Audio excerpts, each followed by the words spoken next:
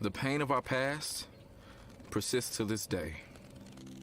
In Kentucky, like many states throughout the South, lynching was a tool of terror. It was used to kill hopes for freedom.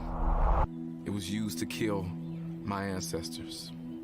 Now, in a historic victory for our Commonwealth, I have become the first Black Kentuckian to receive the Democratic nomination for U.S. Senate.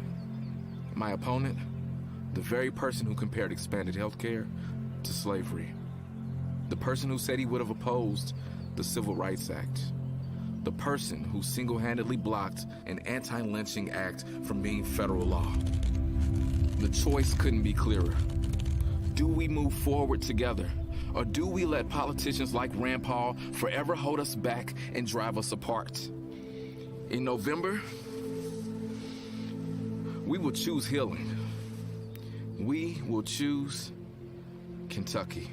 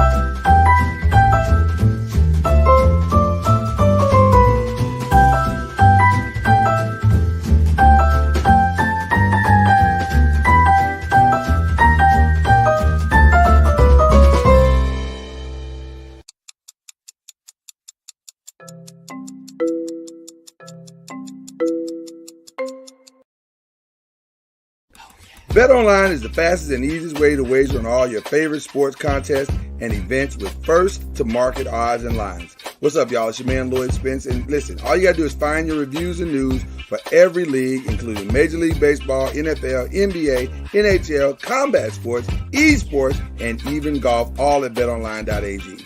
BetOnline continues to be the top online resource for all your sports information, from live in-game betting, props, and futures.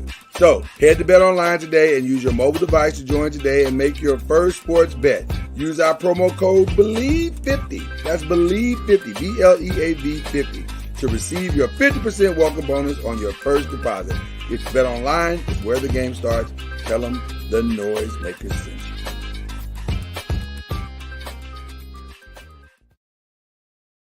Popcorn World.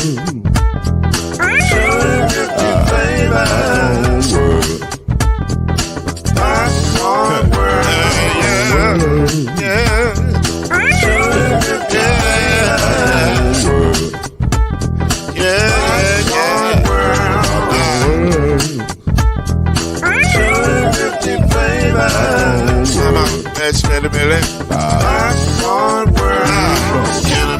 Now, yes, I can. So you can get this groove in the back of a can. You can make it round the world and it holds in your hand. Popcorn World. 250 flavors gonna make you smile. 250 flavors gonna make you smile. 250 flavors gonna make you smile. I said popcorn make you smile. Ah. Popcorn World. Popcorn World. Popcorn World. It's a popcorn world. It's a popcorn world.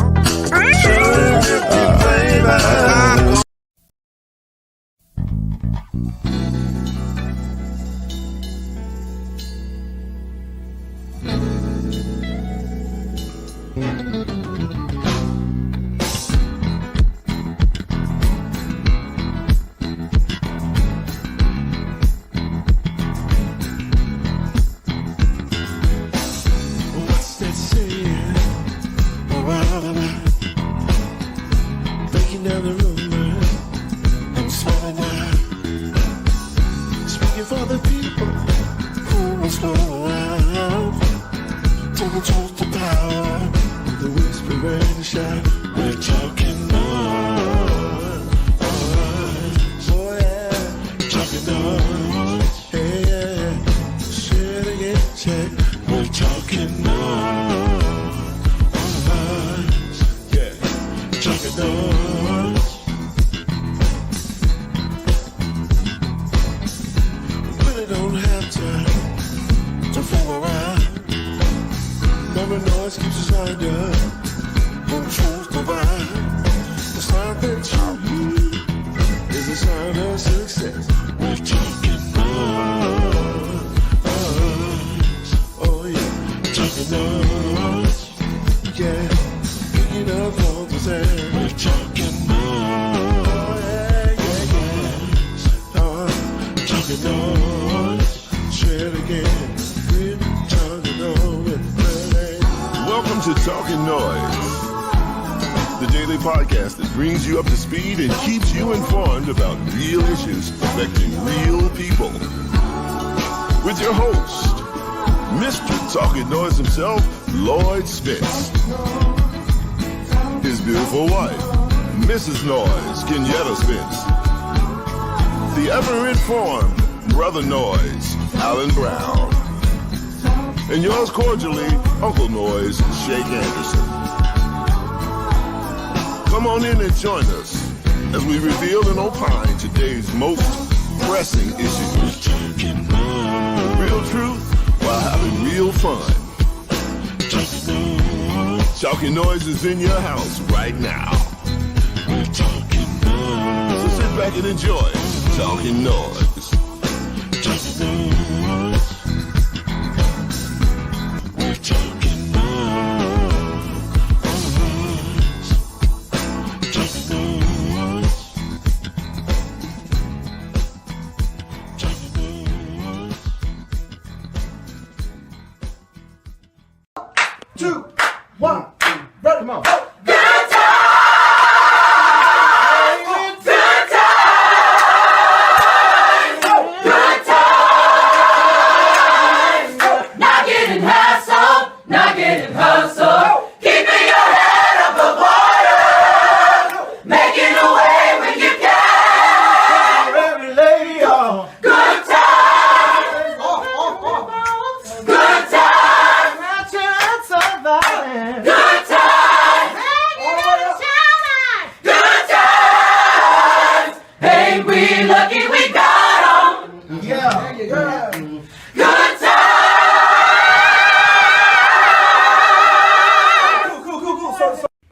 What the hell? Going on, good people? Talking Noise in the building. One more again. Hi, guys. What's happening, people? What's happening? I'm still trying to get fresh to death. I'm trying to figure out what happened to you might have to don't leave your kids. You ain't been singing lately. Well, I haven't. I don't want to scare nobody. That's my. Really? I've been in a different headspace. Oh my gosh. Mama Noise, talk amongst yourselves real quick. I need to run to the other room. Oh, hi guys. Good to see you this evening. Hope all is well. What's going on in your neck of the woods? Did I see what I did there? I did a Mr. Rogers thing. What's going on in your neck of the woods? Or is that the weatherman? I can't remember. It's not as hot as it normally is down here. I'm still trying to adjust to the South. I'm just saying. I'm not sure about Louisville and Texas right now, but we look like we might be in maybe like the 80s, late 80s, like 89, something like that, or whatever. What's going on here? Put in the chat. What's going on? Where are you at? Is it hot there? Because it's kind of humid here, but nothing like it's been when we first got here. I'm just saying. Anyway, Mr. Noise. Good job. You did real good. Al Roker, thank you, Alicia. I appreciate that. That is Al Roker, my frat brother, that says what's going on in your neck of the woods. That's all right. You did good. I'm proud of you. Well, thank you. I do what I All right, I'm ready. I had to go get some libations. What the? Okay. And see, we don't have no wine glass. Well, we do, but I ain't allowed to touch them. But you got to rep the South with the mason jar. Yeah, I got to rep the South. I got to keep it Southern, so I got the mason jar. 86 in Louisville. What is happening? Okay. I think everything is cooling off except for Texas. Yeah. Yeah. So it's all good. It's good to see everybody. Mm-hmm. Shout out to Alicia. I saw you in there. Shout out to Dion showing up. Mama Noise, I might have to let you do the call to worship too, because I got this wine, and so I don't know if that's a good look to be. Okay. Yeah, don't get a call to worship, because No, Alicia, I ain't got no moonshine. I'm not doing the libations. That's Mr. Miller. Go ahead, white organist. Welcome. Come on in the room here at the House of Noise. So glad to see you this evening. This South thing is really rubbing off on me. I'm just saying. White organist is really turning up. Turn up! I mean, he is really play. White organist, play. He is really bringing us into the presence on today, and we're just glad to have you guys with us tonight. We got some great stuff to talk about tonight, so please make sure to put in the chat what are your thoughts about what we're talking about tonight. It's a good topic, and we're just glad to have you here in the service of the House of Noise. Oh, how I love you. Oh, they're going back up to 100 degrees tomorrow. Oh, okay. Well, you missed that bravado, Mama Noise. You wasn't paying attention. I was listening. I couldn't remember if that was. That's when you're in the gospel church.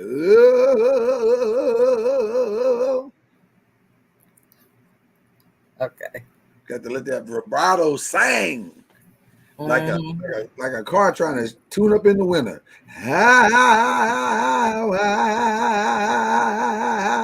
That is a car trying to start up. You're right. That's funny. That's how it works. That's how you know you. I was just sitting there thinking. I just had a flash thought of when my father. I said, my father was God rest his soul. He was getting ready to retire, and he said, "Kenyatta, you want to come up here and read this?" It was a painting I sent him about what a warrior is, because that's one of the things we're talking about tonight. The one of the words warrior. But at any rate, it was what a warrior is, and so I I told him, I said, I'll read it. And he said, why are you laughing? I said, because I'm going to read it and say, a warrior. See, what you don't understand is that war takes time. And so you don't want to just run off in thinking that you're just going to get it right quick. It's going to take some time. So get ready to buckle in. He said, nope. He didn't even know what he did. I thought it was hilarious. I was like, what'd I say? He said, nope. I said, you just want me to get up there? He said, Kenyatta, read it straight. How do you read it straight when you're talking about a warrior? That's all I'm saying. Easy, by reading it straight. Yeah, but you know, then you like we're going to be talking about tonight. You're going to be able to talk about what you do. Clearly you haven't looked at the show tonight, because it isn't. We took the warrior out. Remember they said, they had said previously we needed to expand the topic, so we changed it to are Black women getting lovers or fighters? Oh well, that's not what I put out on Instagram, but okay. You don't be paying attention. Really? You don't be paying attention. We had switched it. Did it? Well, you got to talk to production, because production gave me a flyer that says "Gentleman or Warrior," and I'm just saying. Yeah, that was yesterday, but they changed it. Well, they need to inform me, because they did. No, they didn't. Yes, they did. Anyway, you can be paying attention. That's all right. So, lover, fighter. The warrior part will be engulfed into the show, so it's not a big deal. Okay. Yeah. What's going on, Kyrie? Oh man, what's going on? How y'all doing? How y'all doing? We good, man. How you feeling? I'm feeling good today. Feeling good today. Look like you feel better today. Yeah. Better compared to what I was yesterday. Yes. Good. That's a good thing. Hanging out with my buddies yesterday helped out. Yeah. I got some libations today. Oh my gosh. Hey. Mr. Uncorked Wine is always uncorked. That's why I love him so. Yeah, you have to be. Like, don't worry. Right here on the side of my screen. Yeah, right here on the side. For recreational reasons. That's the only reason I drank, for recreational reasons. Right. Of course. And see, in my spirit, I knew he was going to be drinking tonight, and I didn't want him to drink alone. Exactly. So I joined him. It's never good to drink by yourself. That's how you become an alcoholic. That is the definition of an alcoholic. Well, I'm drinking this water, so there's that. That's not the same thing. Yeah, no. Is drinking? It's 2 cups of water, 3 cups alcohol. No, I didn't hear that recipe. What just happened? Mm-hmm. It's a Western warrior math. Yep. Good to see everybody tonight. It really is. I got the lights kind of dim tonight, so.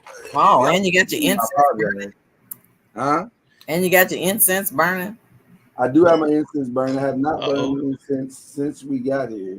It's gonna be some trouble tonight, Mama Noise. What? It's gonna be some trouble tonight. Wow. Alcohol and candles. You know what that means. Yee. All right. We're gonna set it off. Shit. I mean, if you walk by the room and you hear a bunch of my God, you know what it is. Stay out the room. No, we don't. Zaria, just go ahead and mute and moderate. No, she's fine. Maybe. No, there you go. Doing the most already. And bring your kids. Yeah, see that part. It's good to see everybody. I'm excited. It's hot in here all of a sudden. What is going on? Do I need to turn the fan on? Uh-oh. Oh, have mercy. It got warm. Is it the wine? It's the wine. It's the 19 crimes. First of all, Alicia, she's not trapped. What are you doing? You are not trapped. We're taking care of business. What you say? Open your eyes and blink. Blink twice. Blink twice. Whatever. Taking care of business. This is why I need Cuz in here. Because Cuz gonna, help keep this righteous. You are never trapped in Arkansas. There's only 2 roads to get out. Okay. That's actually true. But that's true. It's 2 main roads to get out. I don't like that you knew that. I'm blinking twice. Alicia, don't do that. Don't break up a happy home. Okay. We're fine over here. We are fine. Oh my gosh. Here you come. You always got that one person. Always, bro. It's the Manyo folk. Hey. The Manyo folk. That's right. Manyos. That's how we do it at the pep rally. It's Manyo. I know. I know, because not everybody can spell manual. Well, and not everybody was the first magnet high school in Louisville, Kentucky, but and y'all wasn't either. Yes, we was. Central High School. We've told you. No, it wasn't. And then you had this argument with me before, and Al Brown had to eat his words because we were the first. Al Brown was the one that told you. No, he's the one that discovered he was wrong. Well, guess what? If Al Brown makes it tonight, we will confirm wrong what you just said. Cuz, what's going on, man? It's good to see you. Tell him, Alicia. I'm saying he fronting. Is it hot there still? Say what? Is it hot there still? Is it hotter than a mug? Yeah, it's still in the hundreds. Okay. What are y'all on 60 days now at 100? A lot of days. It's probably close to 60 days. Yeah, it's been a lot of days. I ain't gonna lie to you. Cause I went and got got some libations tonight. Oh my gosh. Hell, I think the last day we was there, it was 49, 50 days at 100. Oh, yeah. Mm-hmm. You muted, cuz.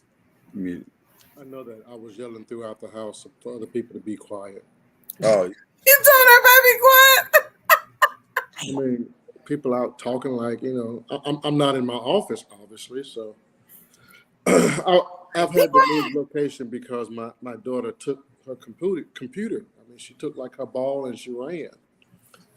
So her computer's now in her room. It's just temporary, but it's in her room. Oh, She won't be in my office no more, but she's not in charge. But anyway. I was going to say, it sounds like she bull trucked you a little bit. No. While I had COVID, I allowed her to take it out and keep it in her room so she can continue to do her work. Gotcha. We just haven't moved it back yet, so that's why I'm at a different location. Do you think she thinks that it's gonna stay in her room? Hell no, she knows it's not. There's that. Okay, I didn't want to be the one to break the harsh reality to her. No, she knows. She got that freedom right now. She feel good. She free. She got that in her room. She got her papers. Temporary papers, but she got her papers. Does she have a refrigerator in her room too? I'm asking because mine made a request. They want refrigerators in their room.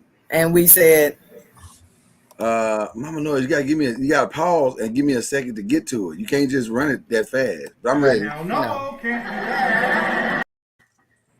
That's funny, dude, because my 13-year-old thought he was getting his sister's old refrigerator from college that she had in her room. He thought he was getting that in his room. And you said, hell no. What kind of lazy these kids? What's some lazy shit right there, boy? I don't even allow food upstairs, even though I know she think I'm stupid enough not to know that she still takes food up there. But I don't like food all over the house because it causes bugs. Right. I'm from Mississippi. I don't do bugs no more. If anybody should know about bugs, it's somebody from Mississippi. That's for sure. Listen, nigga, we never had roaches in our house. I didn't say you had roaches. Wow, what just happened here? But How did it escalate to roaches? Yeah, I it had escalated family pretty quick. members. I've had family members that treated their roaches like a part of the family. Why you do that? You better not try to kill one of them roaches and say them roaches were here before you. You better leave. Mm. Leave them damn roaches alone. Why you call out the family like that? You call out your family talking about them or the roaches were family members? Listen. I'm from a very large family. You got all kinds. I mean, just because y'all ain't got but 2 uncles and three aunts, that ain't what I got. That ain't what I Who had. told you that lie? That ain't what I had. So I'm from a very large family. You got everything. You ain't the only one from a large family. We had everything from the pulpit to the prostitute. We didn't have no And everything in between. So your family represents the church. We had it all. We didn't have no prostitutes. We had the pastor and the pimp, so we had that. We had it all. I don't remember any pimps. We had the anointed to the alcoholic. How about that? We had that too. We had it all. We had quite a bit as well. So we had the sharecropper to a slapper. We also had the drug addicted preacher too. Wow. No, we also had the preacher that was in prison too. I mean, he shot him. He shot a man once. Yeah. Now we didn't have the scamming preacher. We didn't have a scamming preacher. I do remember that much. Well, I can't say that. We didn't have one of those. And Mr. Noise, I'm not acting like I'm the only one with a large family. If I stepped on You your say it toes, quite often. You say it quite often. It's a very large family. Okay. So that's why I say it. I mean, in my family, there was only 4 of us, my brother and I and my parents. And we were bored stiff. So we would go over to my mother's sister's homes for Friday and Saturday night main events because we knew it was going to be a fight. Either the mom and dad were going to fight or the kids were going to fight. But somebody was going to fight. I don't like that you use the hood for your entertainment. I don't give a damn. That's how I was raised. WWE was at his house. I'm just saying. I was raised. No, not in my house. Not in my house. At their house. At your cousin's house. So that's my point. You use the hood. We used to go over there with our chocolate chip cookies and milk and sit back and watch the main event. Chocolate chip cookies and milk. What kind of Leave It to Beaver shit is this? Hi, Mr. Wilson. You see the fight. Shameful, just shameful. Oh my God. The hood is not here for your amusement, Jay. Sad part, growing up, we didn't call it the hood. It was home. It was home. Right, that's right. It was a neighborhood. No, don't say it's what. By the way, shout out to my grandmother who told me an amazing story today. An amazing story today that I was not aware of. You should have recorded it. Should I? I'll share it later in the show when we get into the topic. But it was wow, blew my mind, blew my whole entire mind. That's an amazing lady. Shout out to her. I had to give her props. You know, out of all the stories you always heard from your family, the one story I always wanted to hear is when everybody got drunk and you started talking about who's your daddy. You know who your real daddy is. No, I don't remember Those are the stories that were always great when you was growing up in the hood. What? So everybody could break out fighting or something? That's what you wanted to see? We never. You know your auntie was a hoe, right? Wait, what? Wait. Why are we doing that? Those were the stories, though, man. We never act those stories because everybody knew that them kids weren't all by one man. Everybody knew that some of them kids were given another man's last name, and we all knew. Listen, everybody don't know. I literally just talked to a friend of mine just the other day whose wife found out on the mother's deathbed that the man that she thought was her stepfather was her father the whole time. Did not find out. And he was I think he's long gone. But she didn't know. But everybody else in the family knew. She didn't know. Yeah, sometimes everybody think they know, and all of a sudden that surprise come out. Well, that usually happens at a funeral or like you said, or on the deathbed. One of my friends called me and was like freaking all the way out, cause wondering if her daddy was really her daddy because he started trying to say all this other stuff, and And then she's like, okay, all these people who I thought was my grandparents and my family and stuff, I don't know if they're my grandparents and stuff. I was like, daggone. Black But folks know they can keep some secrets, ain't they? facts. They can keep those secrets. I feel like all this started in Mississippi. I don't know why. I just do. As I you could be sit, wrong. I as, could be wrong, as but I you, don't think I am. as you sit in Arkansas, Pine Bluff, the example of wholeness. You're gonna talk about The bloody bluff. Mm. I mean, Arkansas been having people there for a long time. Why you hating on Arkansas? I'm not. You were the one brought up Mississippi, not me. Well, listen, are we a show of truth and honesty or not? Okay, then. You just said you got 75 cousins and you got everything from the rooter to the tutor in your family. Yeah. Okay, then. What are we talking about? I definitely said that. All I did was echo your sentiments. That what happened. Is that, Oh my gosh. Is that how you worded it? How can I figure this out? Because you old. What are you trying to figure out? Would you go on with the show? We're trying to help you. You don't think it's distracting to see you looking and all over the camera and we don't know what the hell you're doing? If you need some help, tell us you need some help. Oh my gosh. Good people of Noise Media. It's so glad, so good to see you again. We are here, ready to have a good time tonight. We got a great topic, I think, for you. You know what, Alicia, you know how to keep doing this, okay? The federal government. Pray for her soul. I'm praying for your soul, Alicia. Tonight. Like I said, we got a great show for y'all tonight. We want to get into a conversation as we do on Talk That Tuesday. And it kind of stemmed from two different events, as a lot of our conversations do. So yesterday we talked a little bit about the young lady who has decided to divorce Neo, Crystal Renee Smith. She decided that enough is enough, and Neo, his hold'em was just too much to bear.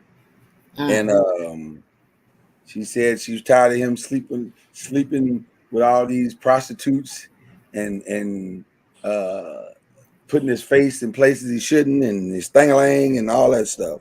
And so she said, I'm done. It's over. Thank you for the 3 kids, but it's over. And so she decided she's leaving him after 8 years together. But what my wife pointed out yesterday is that Neo has always been on the gram flexing, you know, and they renewed their vows and they flexed like they were the model couple.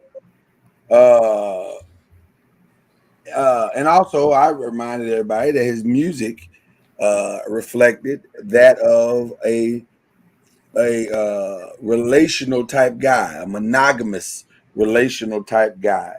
And so it was a little bit shocking, not shocking, but revealing to see him doing what he was doing.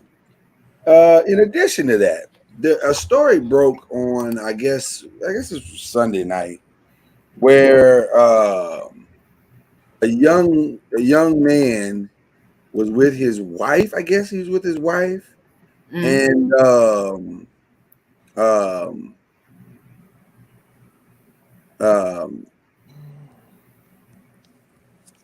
being with his wife, another guy came up and was, I guess, commented to the beauty of his wife or whatever. Hey, your wife looks good, whatever the case may be. And he took an issue with that, and right there on the street beat the man to death. What? Yeah, beat the man to death. And so I don't know if he called himself trying to defend his wife's honor or Oh my gosh. what the case was. But that's the reality of the circumstances. He felt it prudent to beat this man down in the middle of the street. Now this wasn't. I don't think this was in America. I think this was overseas. And I apologize because I somehow removed the story from my thing, so I got to re-find it again. But as soon as I find it, I'll give you names and stuff. But it brought up to this question. What are women? What do black women need? Do they need lovers or do they need fighters? Do they need gentlemen or do they need warriors? And or is there some version or a combination of all of that is missing from the black woman experience? Therein lies the real problem. So it's something for us to talk about. So that's what we're here to do. Have a conversation about that. So we did talk a little bit about Neo yesterday and how disappointed we were in that brother, because the truth of the matter is his soon to be ex-wife is a very beautiful woman, and we can't, at least I couldn't, and Jay, and I'm assuming Kyrie as well, just couldn't really wrap our head around why this guy felt the need to just be cheating on this woman in the manner of which he was doing. Because he wasn't just cheating, but he was cheating with allegedly prostitutes. Now, I don't know how alleged it is, because he hadn't denied it. He hadn't come out and said, no, that wasn't me. I wasn't doing that. And normally when they don't immediately come out and do that, then that probably means there's a lot of truth to what, Well, I think the thing came out that he was, after she said what she said, there was a response supposedly from his camp saying they were going to handle it privately. Which means, yeah, I did it, but I can't keep talking about this, or it's going to end bad for me in court. But did he think because it was a prostitute that it wasn't cheating? I can see him justifying that way for sure. I mean, that sounds on brand for the guy who did what he did. Oh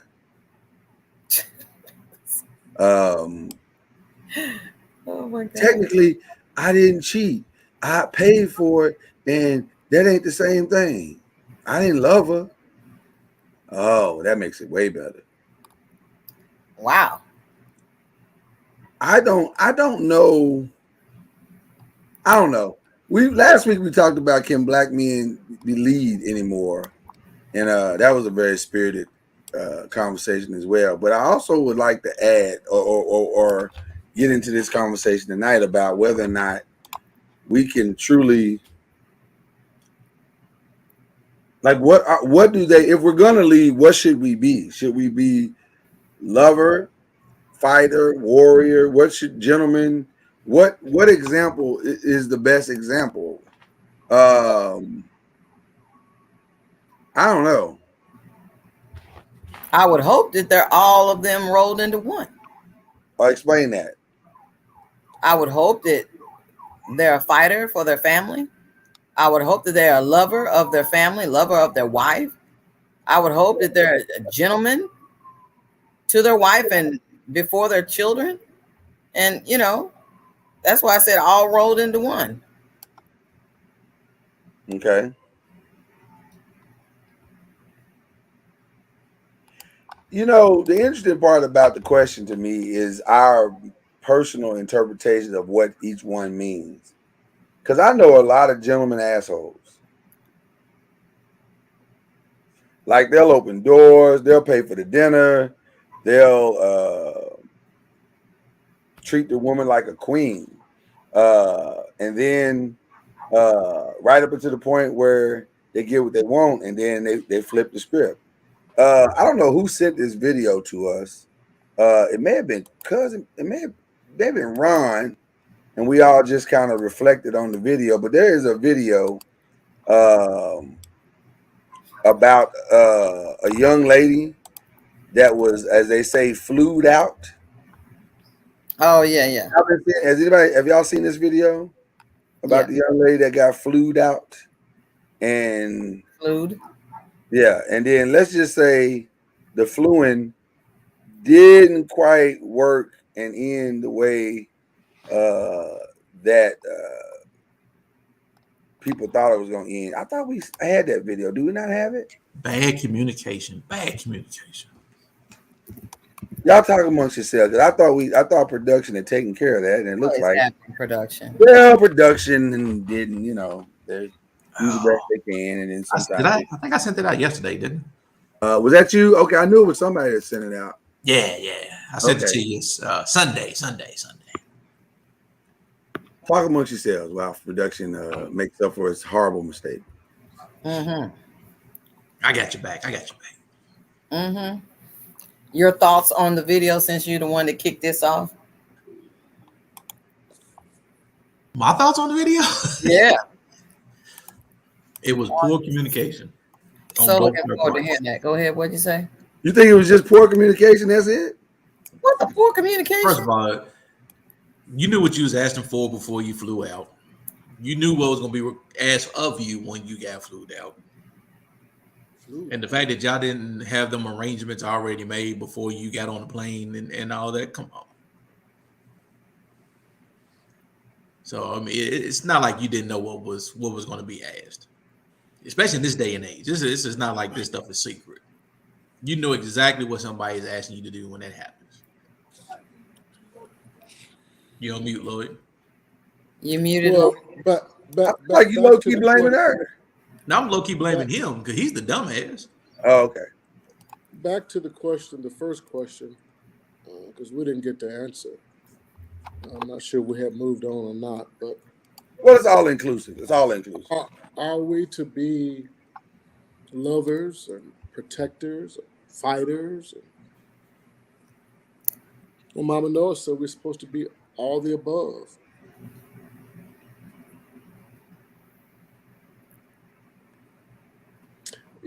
You're probably right, Mama Noah. A man should fight for if his wife is being disrespected.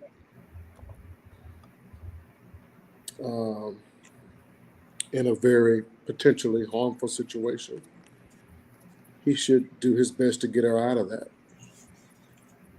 But fighting, you mean like fist fighting? No. I mean, fight for your family. Not be easy to give up on your family.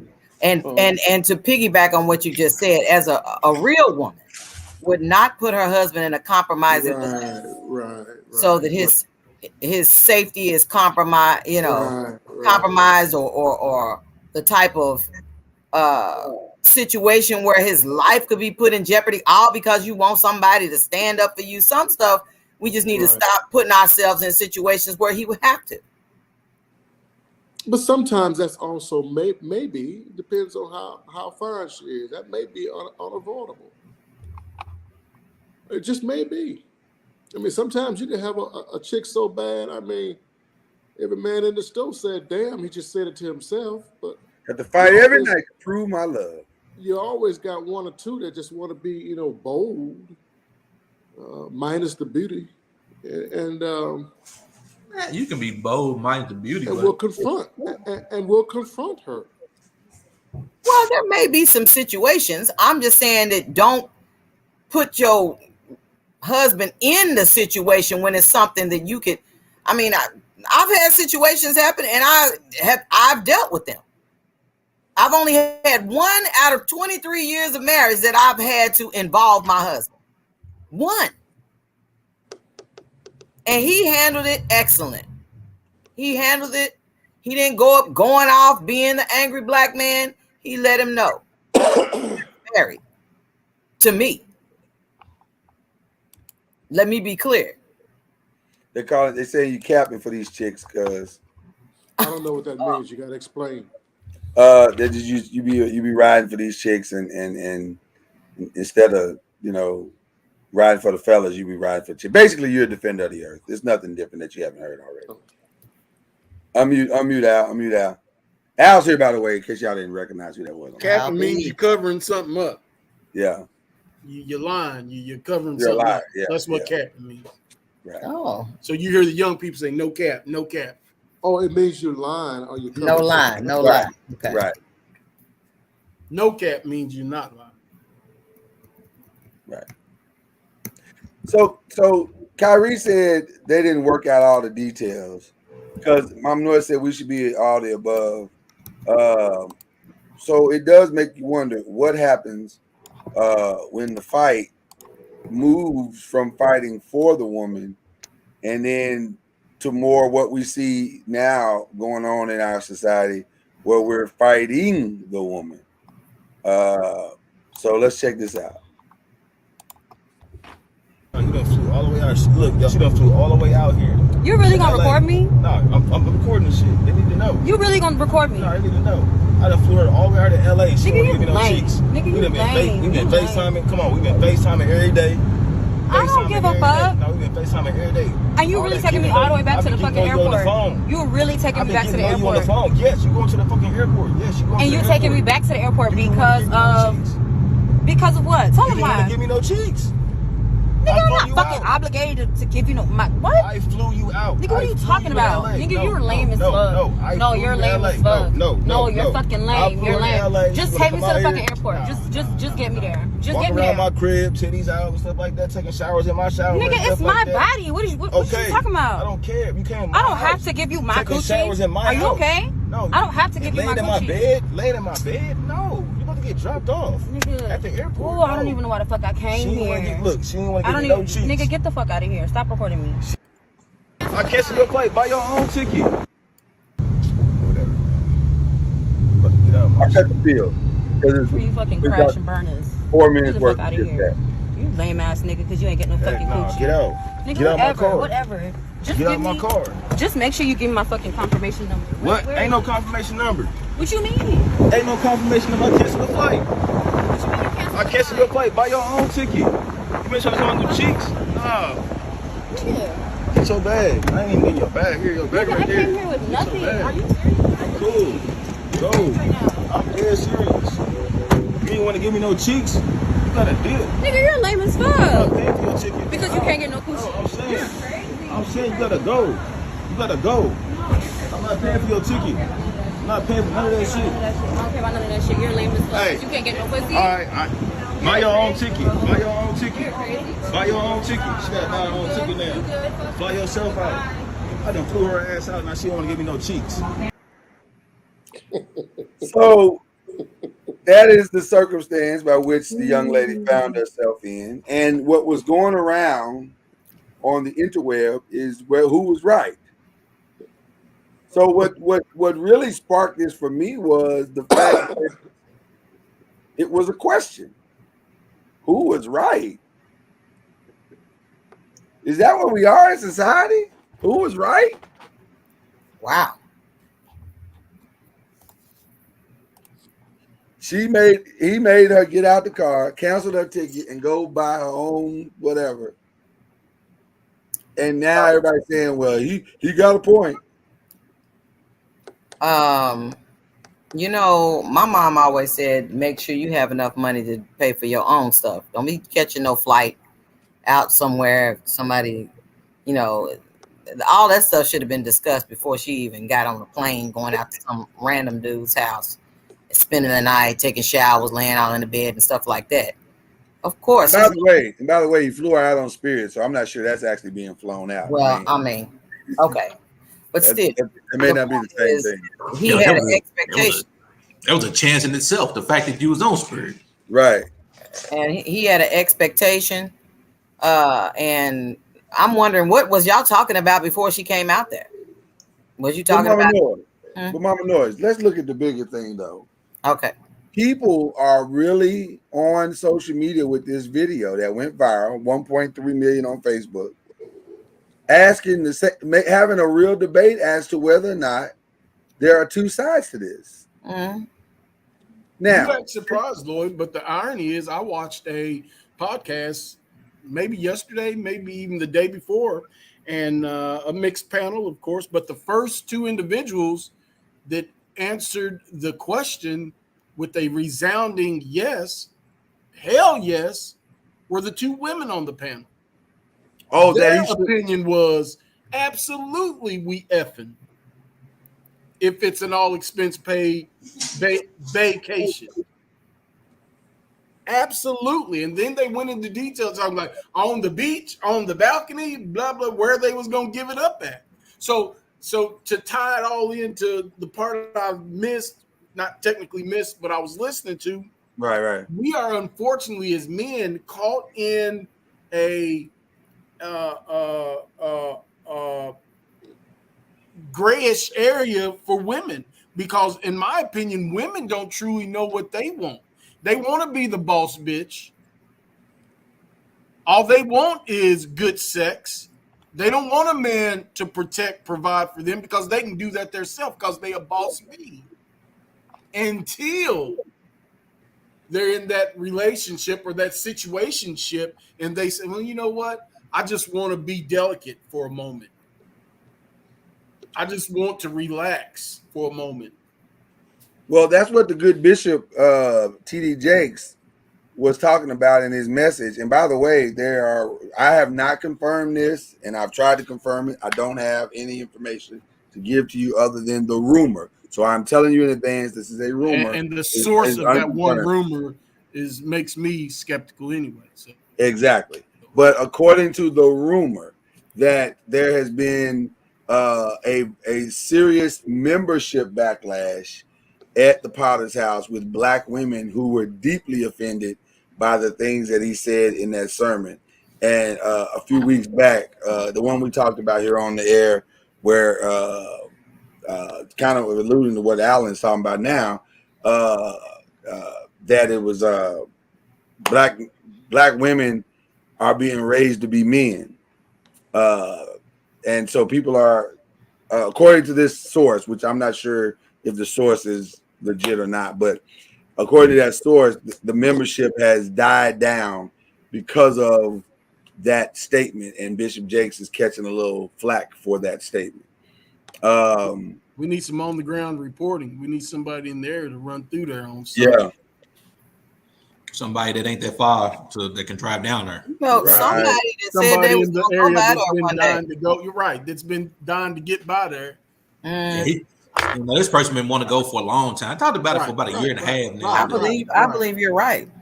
I agree. Person. I'm sure we're talking about the same person. Feels like we are. We're all talking about the same person. Feels like we are. On numerous occasions, they talked about going down there. True. On a Sunday morning. Della told Richard to kiss my ass, sugar. That's what Della told Richard. Why does that have to escalate to that? I don't feel like that's necessary. Even if his membership is half, it's still more than 99% of the churches in black churches in the United States. Yeah. Everybody always gotta hate on people. Hate. Do people think hate is attractive? Yes, they do. No, they think hate is effective. Good assessment, Lord. Yeah. Good assessment. Yeah. If I hate you enough, I can counsel you. I can destroy you. I can ruin your reputation. I can take away your prosperity. But it's proven to work.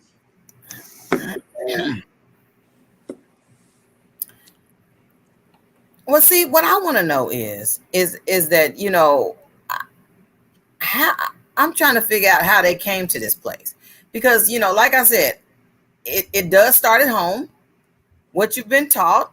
My mother always said, don't go nowhere if you ain't got no money to get yourself back home. So if you're going to fly somewhere, you better have some money to fly your tail back. Or furthermore, you fly there, you get a hotel. And the expectation is not there. This man saying you came up here laying all in his bed and showering all in there. Not to say that she has an obligation to give up her body. It's her body. I'm just you out here, you know, showing him all this, what he could possibly have. Why are you doing that? Why didn't you just, okay, if he flew you there, okay, here's the understanding. I'm gonna take this plane ticket. I'm gonna pay for my way back, and I'm gonna stay in a hotel, and then you and I are just gonna be dating, you know, like going around, you know, spending time together, but not laying all in the bed, showering and stuff in the same room and stuff. So the expectation shouldn't be there. Can I give you my real quick opinion? Absolutely. I think he is absolutely within his right to be upset, to have expected some sort of sexual interaction between him and this young lady. However, I disagree with the fact that he forced her to pay her own way back.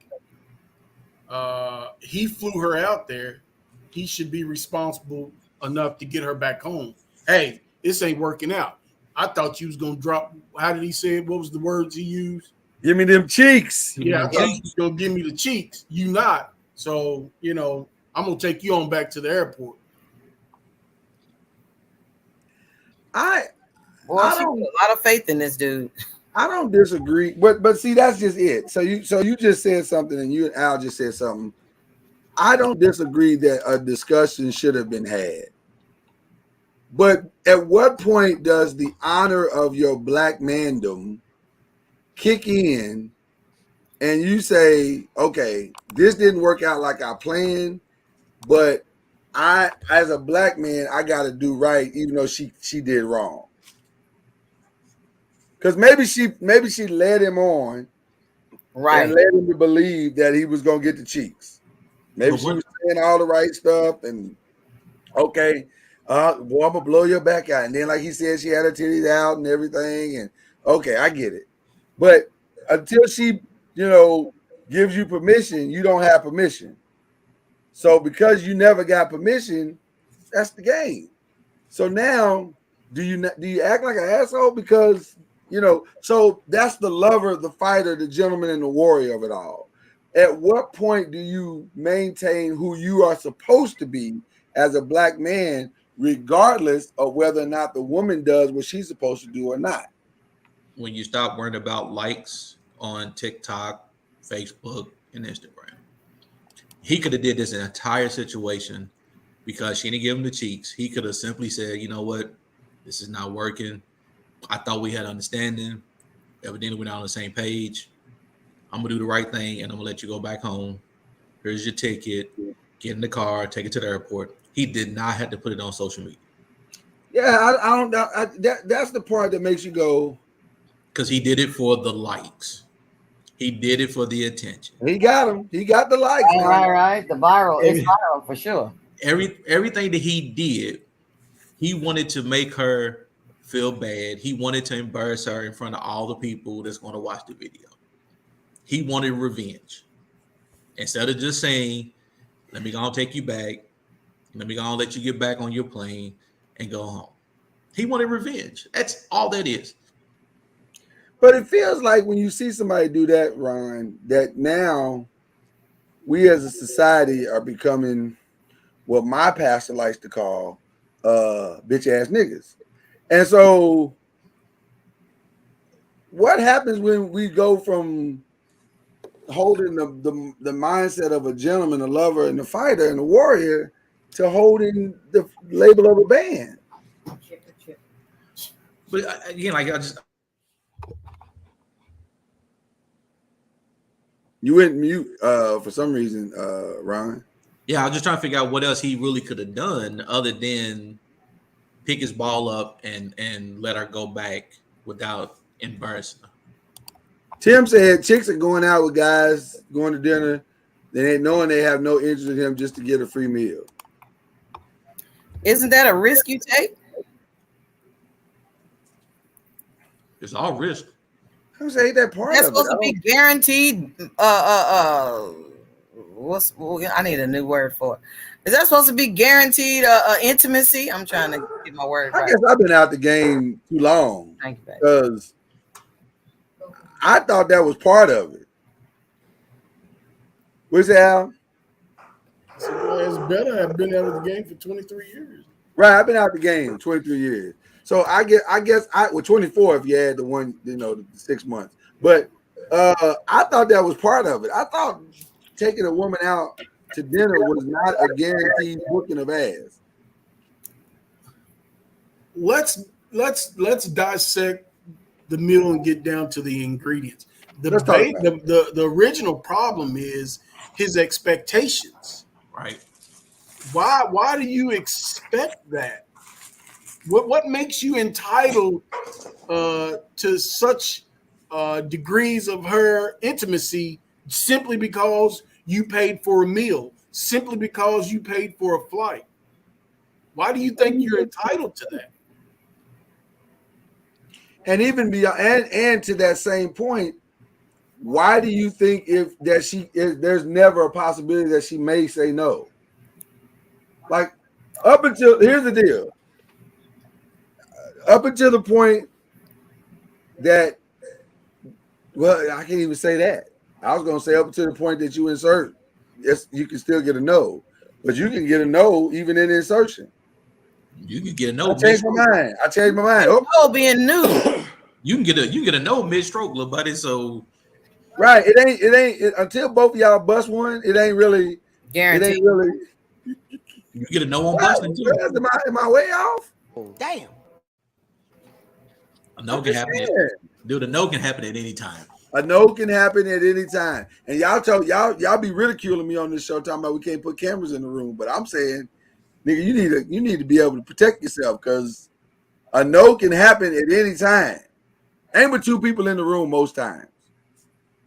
And at the end of the night, it's her word, it's your word. Mm-hmm. That's right. But I won't drift too far off the topic. But I don't know, cuz you've been curiously quiet. What are you thinking of it? I don't know, man. It's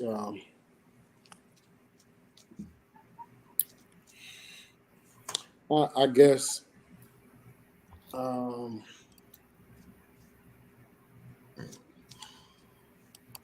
Negro that posted the video never showed his face.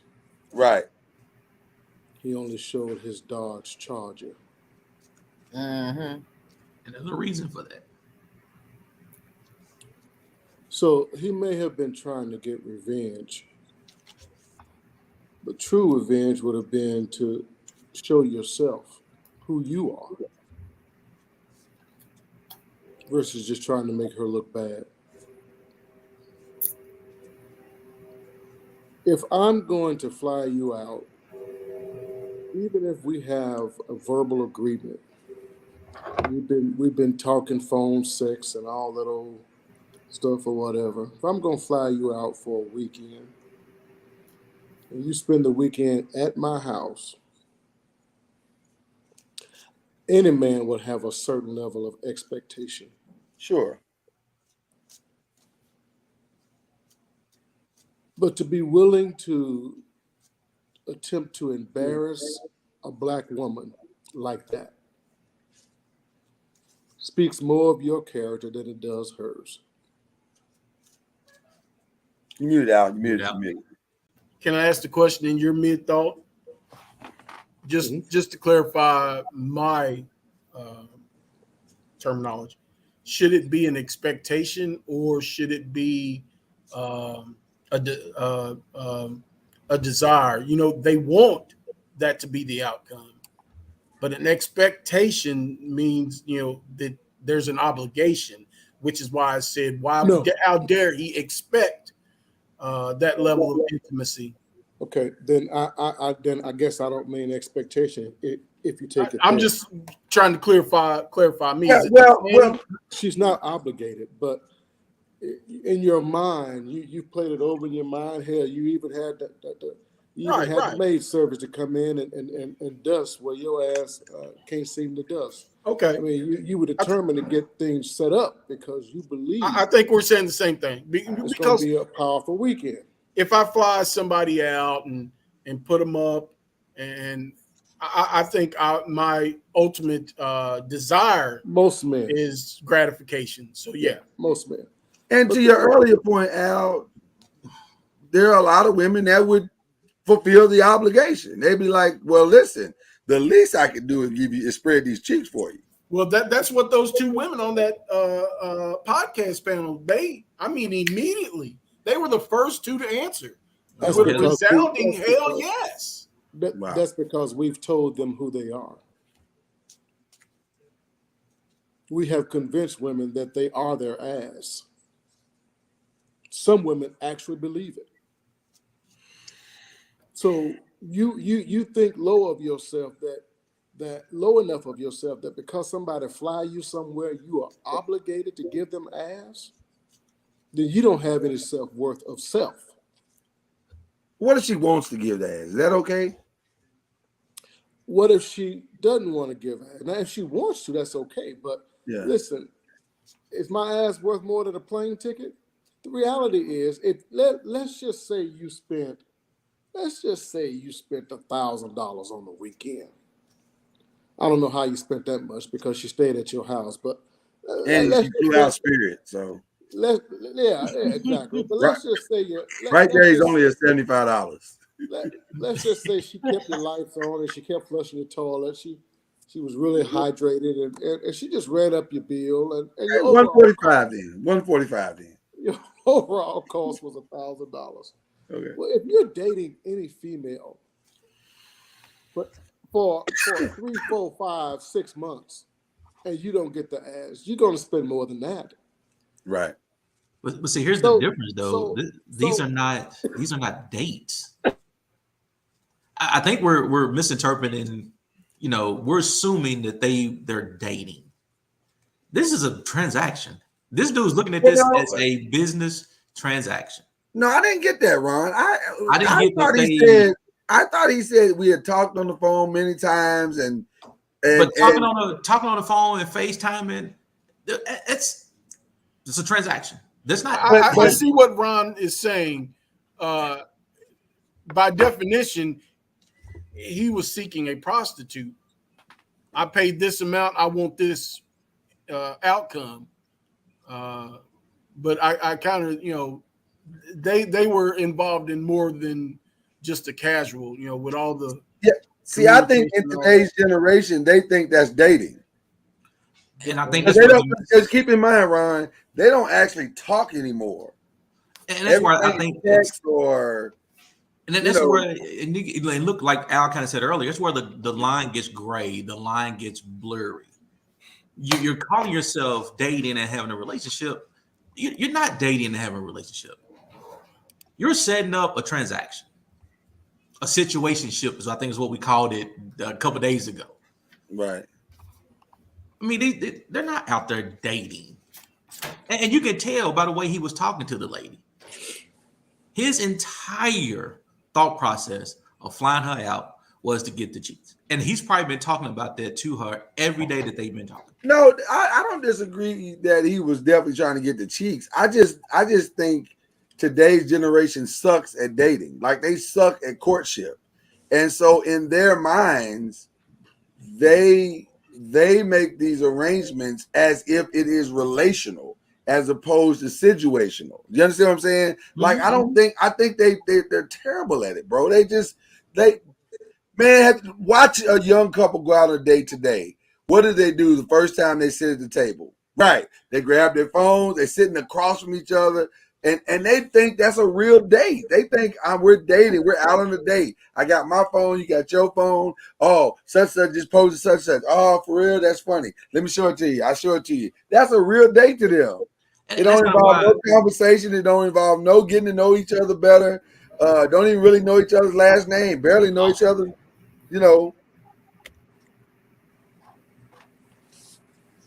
And that's why I think it's that line is so blurred with these guys and ladies, man.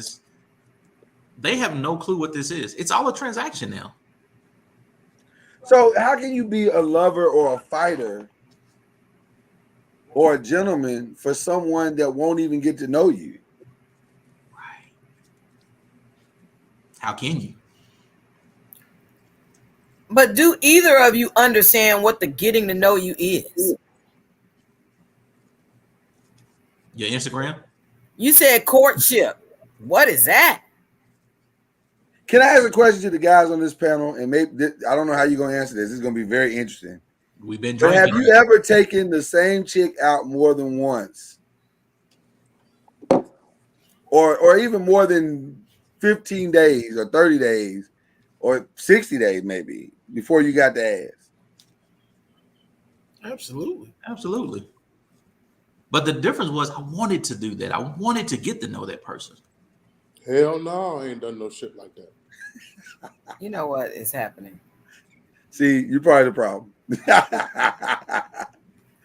But you do that for the people who you want to get to know. What you said?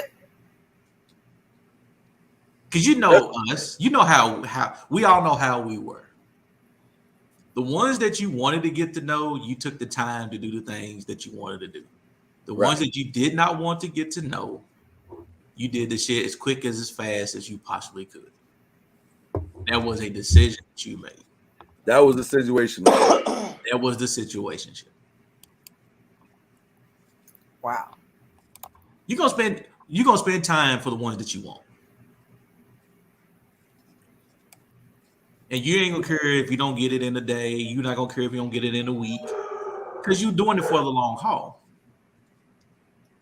If I'm doing it just because I want to bust a nut, it's Netflix and chill. Or back in the day, it was VA. It was bootleg movies in Mad Dog 2020. So how did we get so far? Well, okay. So maybe that's not the right question. Maybe I'll ask it this way: is it disrespectful to not get to know the person just a little bit? Is it disrespectful? Yeah. So as a black man, is it disrespectful to not get to know the person a little bit? Disrespectful. Like, are you disrespecting a woman? And I guess because we titled the show about, or centered the show around black women tonight, I guess I'll say black women. Are we disrespecting them by not taking the time to say, okay, let me at least get to know something about this woman? Don't just get in here and get between the cheeks and then dismiss her. The 48-year-old me says it is disrespectful. The under 21 me, it wasn't disrespectful. Okay. Did the under 21 in your early 20s, did you know what respecting a black woman was? I thought I did. But I also thought it was okay if we both agreed we were just having fun. Exactly. Now, I might be part of the problem. I'll admit that. But you know what? Women are too. If you don't demand, you don't set a precedent of what type of respect you require. Knowing your value, that you deserve respect. But is it disrespectful to go out one night with your girlfriends and see Al Brown across the room and say, "Oh, he's fine. I just want to get with him tonight." And this Ciroc is doing things to me. And so, hey, let's just go back to my place, or let's go back to your place. And Al, barely got her last name, but she wanted to willingly do this. Is that disrespectful? Or should Al be like, nah, we ain't gonna do it tonight because I want to get to know you? Well, if he wants to set the precedent for himself, she need to respect that too. No, I got you. I'm saying that, but I'm saying he has to make a choice, man. He's got to make a conscious decision. Is this a girl that he wants to get to know? I'm sorry, not girl. Is it a woman that he wants to get to know, or is it a woman that he doesn't want to really get to know, and she's willing to bust a nut? She's willing to let him bust a nut. It's all about busting a nut. Right. And until you have groups of people,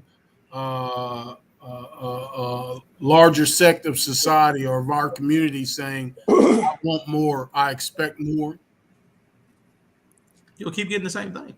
Yeah.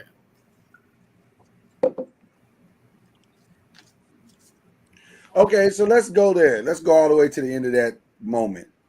They go together, one night stand, but he shows her a good time and treats her with as much respect as a one night stand can merit. I guess I don't know. I guess that means they got each other where he was supposed to get it to, and he put her back in the car and took her home, or whatever that looks like. Mm-hmm. Is that a night of honor and respect, or is that just like Ron said, a situationship, and it became whatever it became? You saying 2 consenting adults? That's what it was. Because Tim is on here reckless calling, saying now she's a hoe. No, but is she any more hoe? Is she any more hoe than you are? Because y'all both gave it up the first night.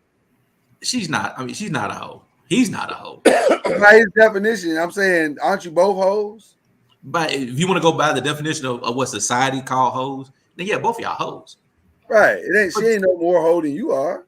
Everybody wants pleasure. For her, it was her form of pleasure. I ain't gonna say Al, but for guys, a form of pleasure. Just because that's what you want that day doesn't make you a hoe because you want to bust a nut that day. It's ninjas like Tim that piss me the fuck off.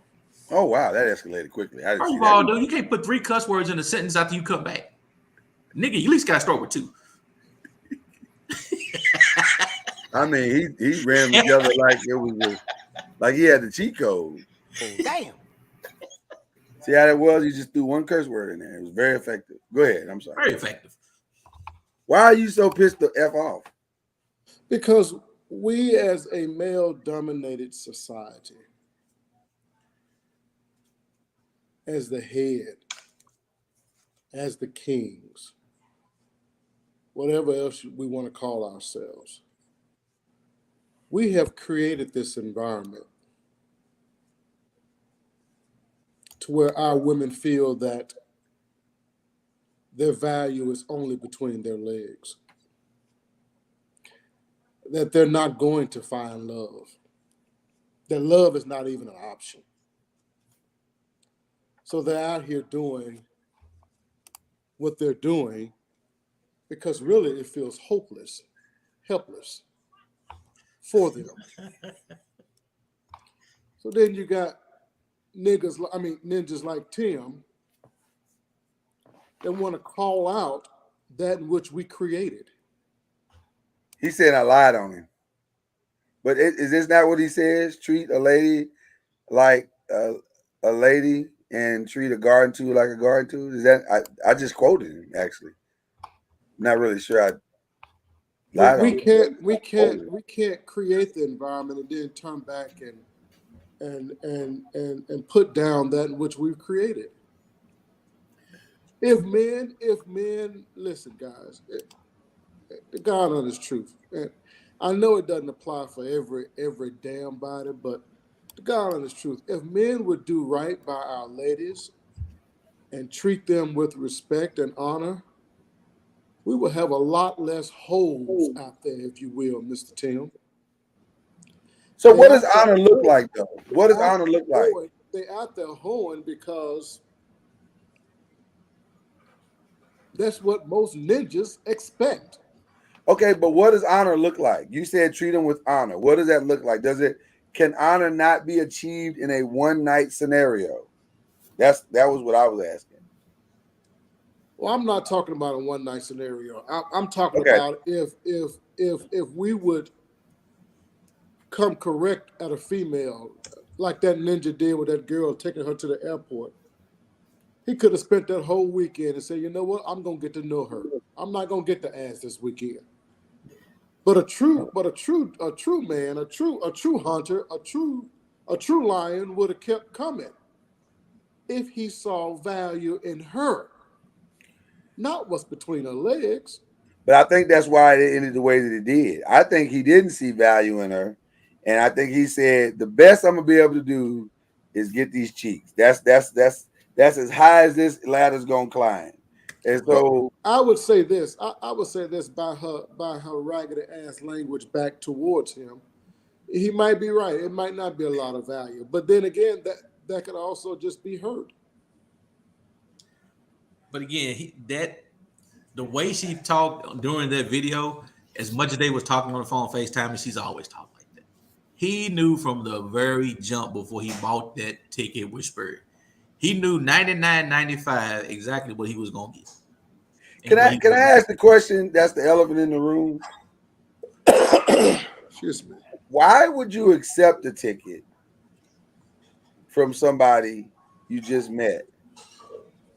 We don't know. We don't know how that really worked. We don't know. We don't know. Right. We don't know. So I'm asking that question again because I'm trying to understand.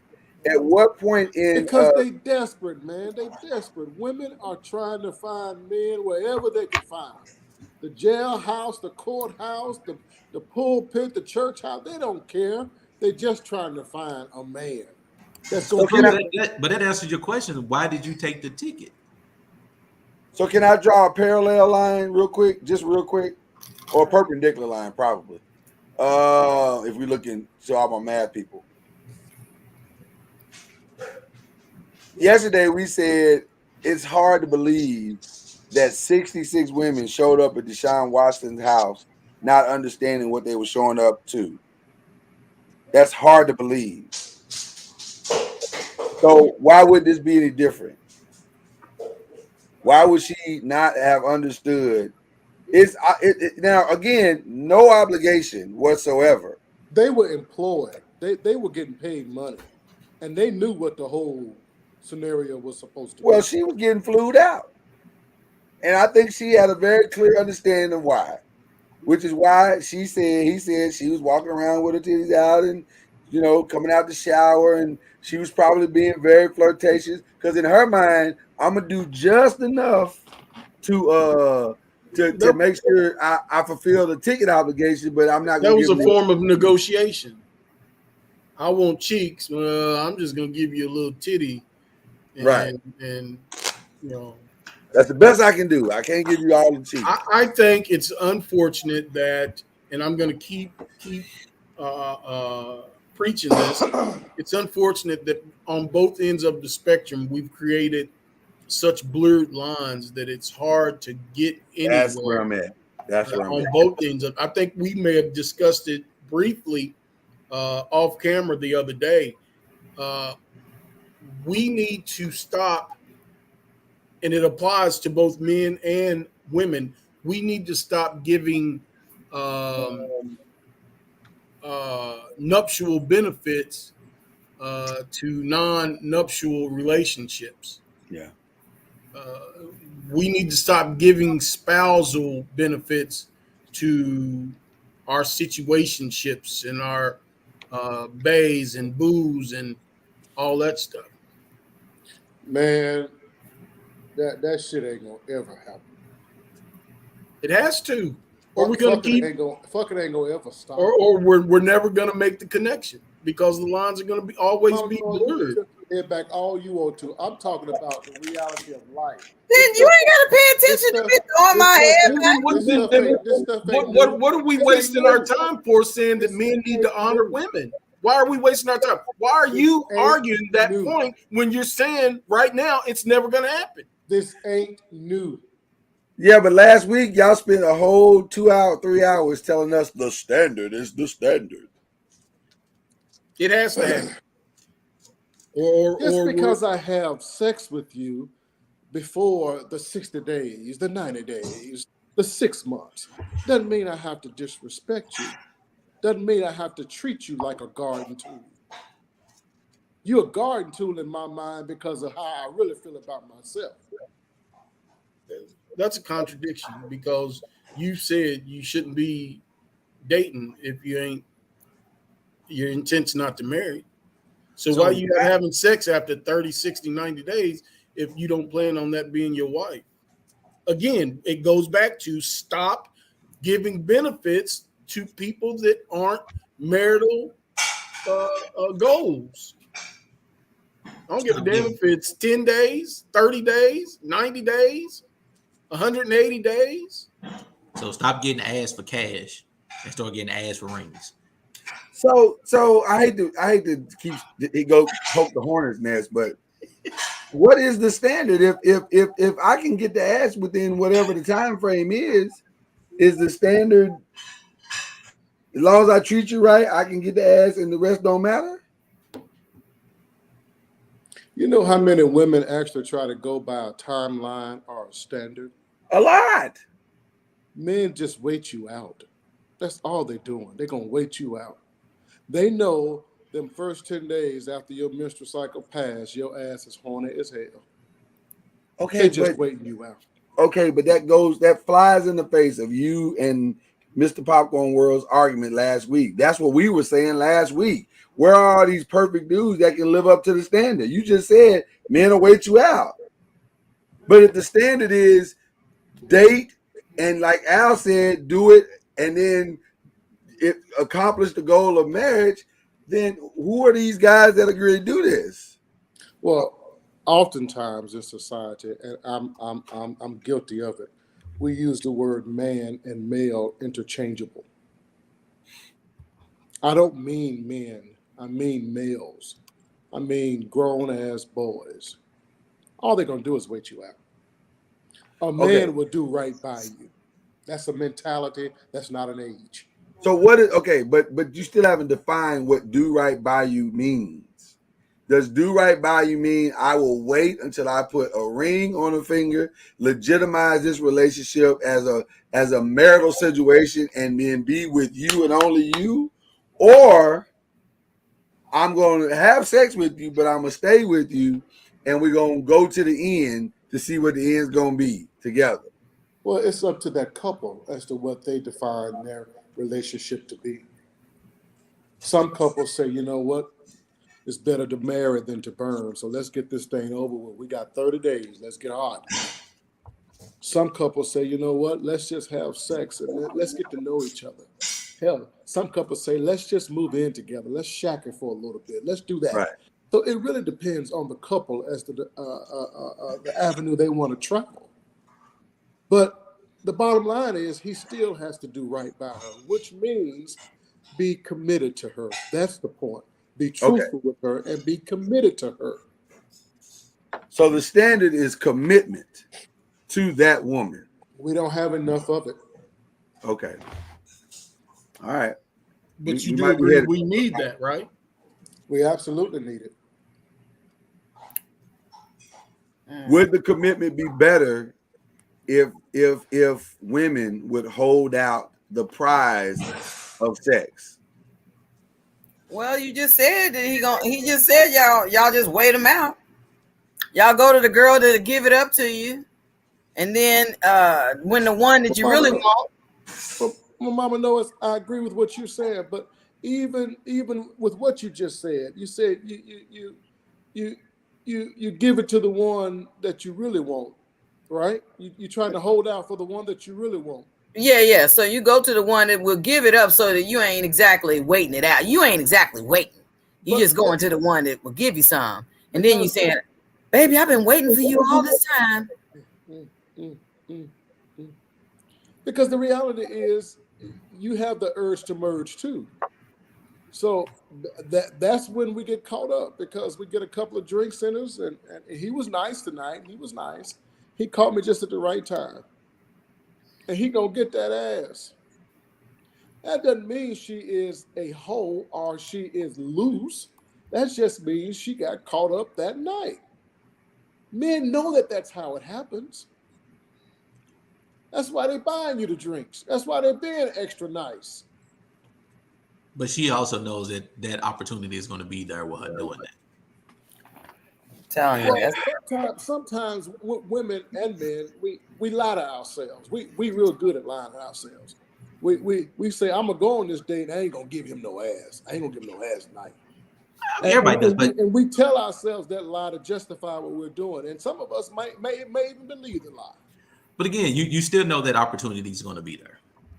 Oh, well, yeah. I mean, we all know what an opportunity is. Yeah, so it's still kind of Tim's point right there was still valid. You know, the woman still got to let you do it in order for you to be able to do it. Well, without charges. Right. Okay, now I agree with that. Without charges, so. But I guess the challenge that I'm having with what you guys are saying is that if the standard is so broad and gray, like we're defining right now, then dare I say there is no standard. That's not a standard. Those are just decisions that we're making. I would say this about any man walking. I don't know about them wheelchair guys, but I'm talking about any man walking. I didn't say that, did I? Damn. Any man walking believes in his heart that if I wine and dine you right, if I treat you right, if my conversation is right tonight, I got a shot. Even if I don't get it tonight, the next time, or for sure the third time, I'm going to get it. Most men believe that going into every situation. I don't think anybody here is disagreeing with you. I guess what I'm saying is that's not a standard. I think that's a process. I think the standard, like kind of like Cousin Al kind of said, getting to a commitment and being in that commitment is the standard. The problem is the process of getting to the standard, because there's a process that you have to do to get to that standard. And that's where it gets blurry. Like you said, you got the one guy who waits it out, and then eventually he gets it, he does right, he goes into that commitment, he stays, boom, he got there, he got to the standard. So it's the process up into to get to that standard. So if I meet the girl, get the ass, and I'm with her in a committed relationship for the next 6 years, 7 years, and we have kids, am I living by the standard? I don't marry her. I'm just dropping off dick from time to time and raising my kid. Am I living by the standard? No, we said commitment. You said drop. He is committed. Dick. He's saying No. You said drop it off dick from time. Okay, I apologize for the drop off. I'm saying but he's not dropping it off to anybody else. He's saying I'm with you. If a man is only screwing you once, maybe twice a week, he's getting it from somewhere else the other days of the week. No, but that's not the scenario that's painted for you. I'm saying there are guys who will string a woman along for years in a so-called committed relationship. Yeah.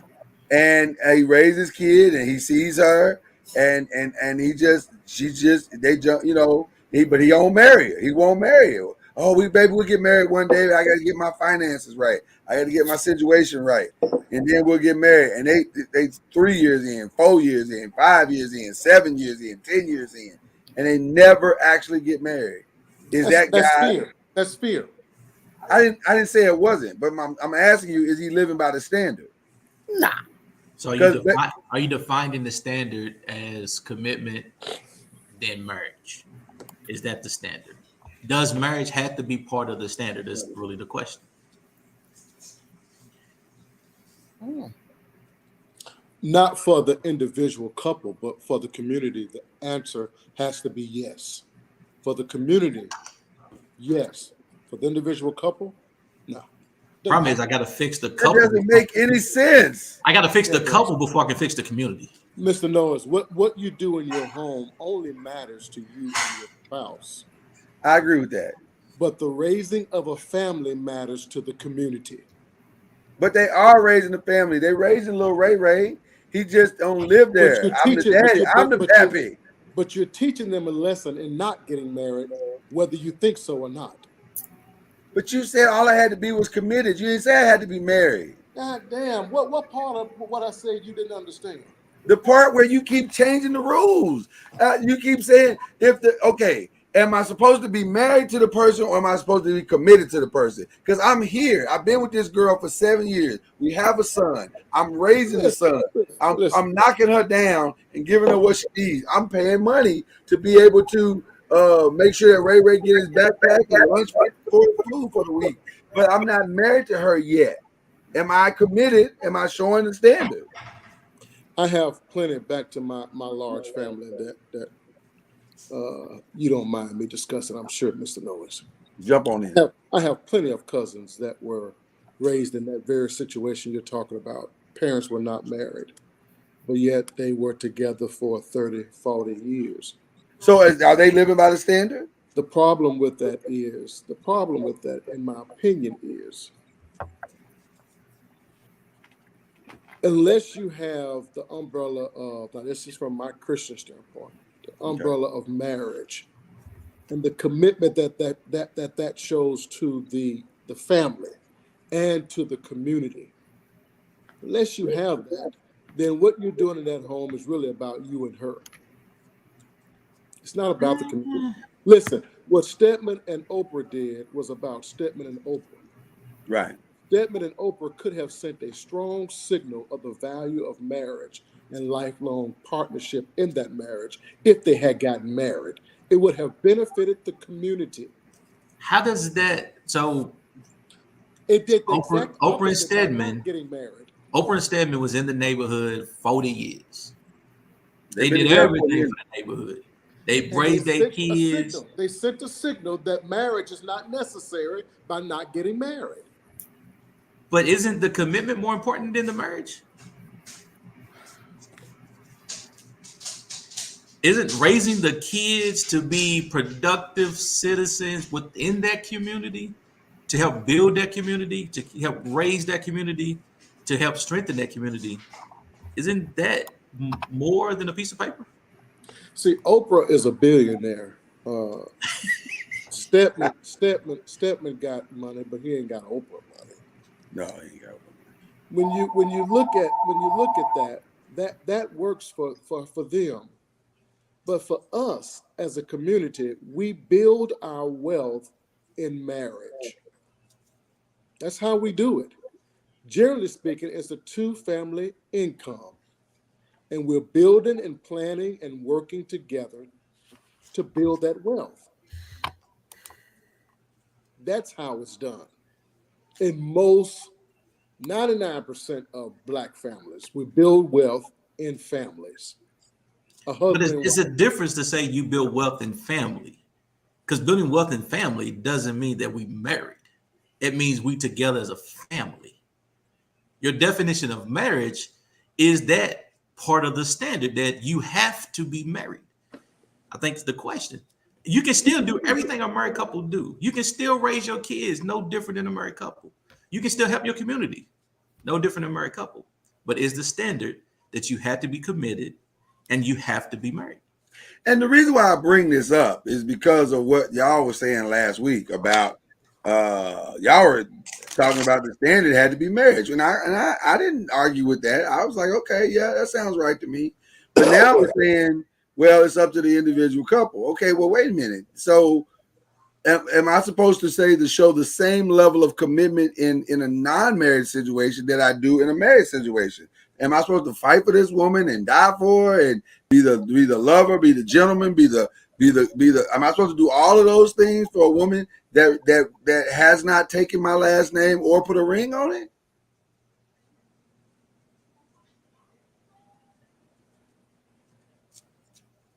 We've dumbed down as a society what commitment is, because we convinced ourselves that you don't have to be committed to God as long as you commit to a higher power.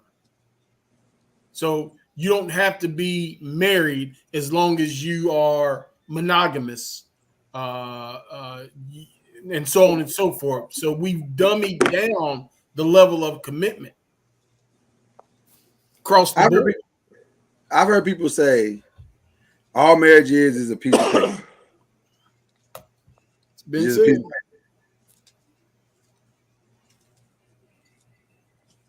So do we need the paper for the standard, or I'm just trying to, because Tim even said just now, you can be married and not be committed. Absolutely. And I think that's true.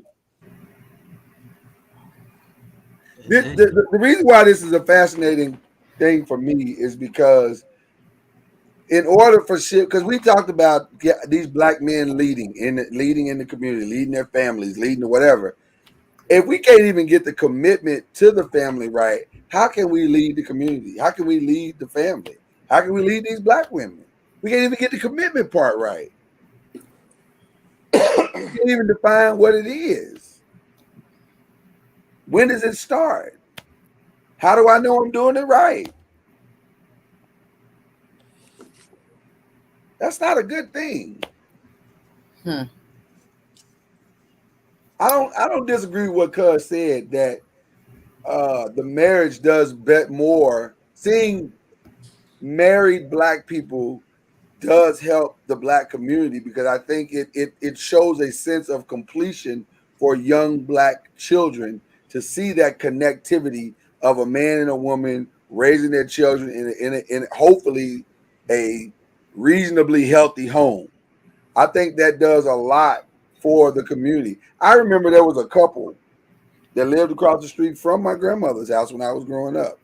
And I used to think they were the perfect couple because the husband was a sheriff, and he was a big old gigantic muscular dude, and his wife was beautiful, and they had 4 beautiful daughters. And I was like, man, this is goals, man. And then come to find out, he punched her in the eye, and they ended up taking him to jail. And I was like, what happened? How did it all fall apart? So one minute I'm celebrating it and saying he's the model, he's the standard, he's goals. And then you find out he punched in the eye.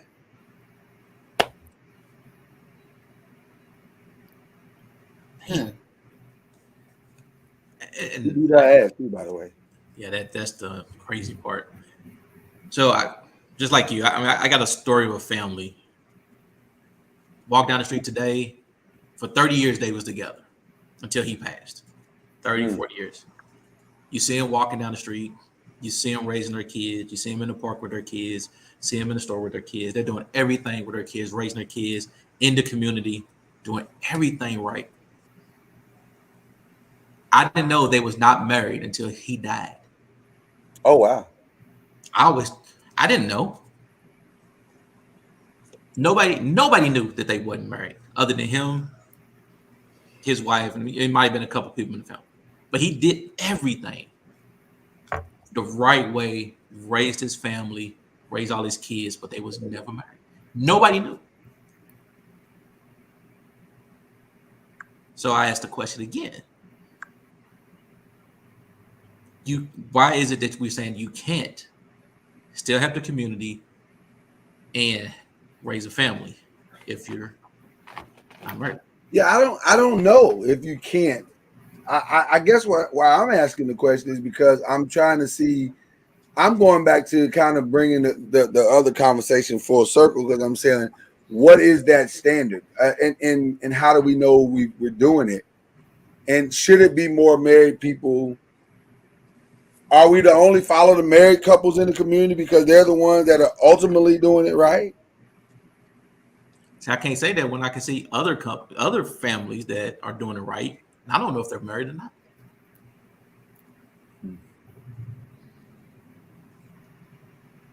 Miss Jenkins, been with Mr. Jenkins 100 years.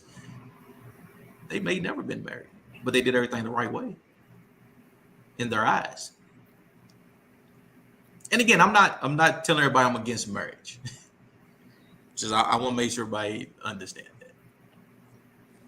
But I'm just asking the question because I've seen good in marriages and I've seen good in non-marriages. I've seen positive in both and I've seen negative in both.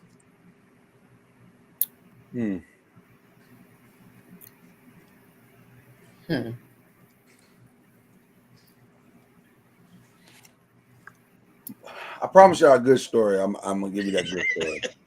I promise you a good story. My grandmother told me a story today. The first house she bought, she didn't buy it outright. They rented to own. And this is in the 1950s. She rented to own. Ooh. And she said my grandfather came to her and said, I want to get this house. I found it. I think it's really nice. It's a good price. And I want to get it. And she said, well, we can't afford it, baby. We can't afford it.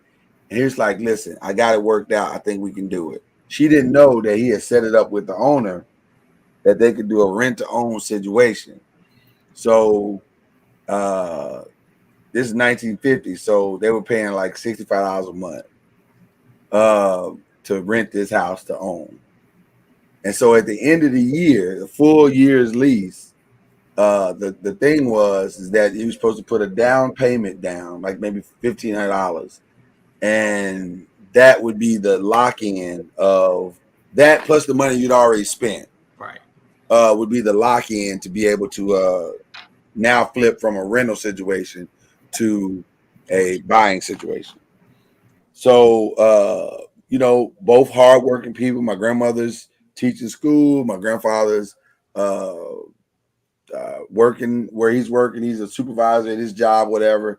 They're paying all their bills on time. They're doing all the things you're supposed to do as a couple. They have a little mad money. He takes his little mad money and does what he does. He gives her mad money, I think $50 or whatever it was, and they go their separate ways each week or whatever. Year comes up, and Granddaddy, who's paying all the bills, he was like, I'm looking at these numbers, and I don't think we've saved enough to make this down payment. So we're going to have to go another year or just a little bit longer to get to the $1,500 so that we can make the down payment. So maybe we just have to go a whole nother year. So he says to my grandmother, and I know in his mind, he knows he's going to break her heart because she's ready to buy whatever. And so he says to her, hey, listen, we're going to have to talk to this guy another year. And she said, okay. And so he said, why don't you ride with me? We'll go sit with him and we'll talk. She said, no problem. So they rode over to the office where he was. And right before they got out of the car, she reached in her purse and handed him a check for $1,500. And he said, where'd you get this from? She said, oh, we've always had the money. I've been saving it ever since, we got in this house. I just put the money you give me to play with. I didn't spend any of it. I just put it in the bank and saved the $1,500 because I figured we would need it at some point. He said, are you sure there's $1,500? She said, I'm absolutely sure there's $1,500 in there. So they went in, made the payments, switched over to buy, and he walked out, and this is what he told her. He said, from now on, I'm going to make the money. You pay all the bills. You take care of everything financially for this house. You have proven to me I don't have to worry about that no more. You just do all of that. Now, the story blew me away because, and she said they paid off a 20-year mortgage in 12 years. So the story kind of blew me away because I was like, I don't know if there are a lot of women that are like that anymore. Maybe they are. Maybe I'm the one missing it. And because I ain't been out there in 23 years, so I don't know. But I don't feel like there are a lot of women. And I hear guys talking about it's so hard to find a woman. So the theme of this was love or fighter, gentleman, warrior, whatever.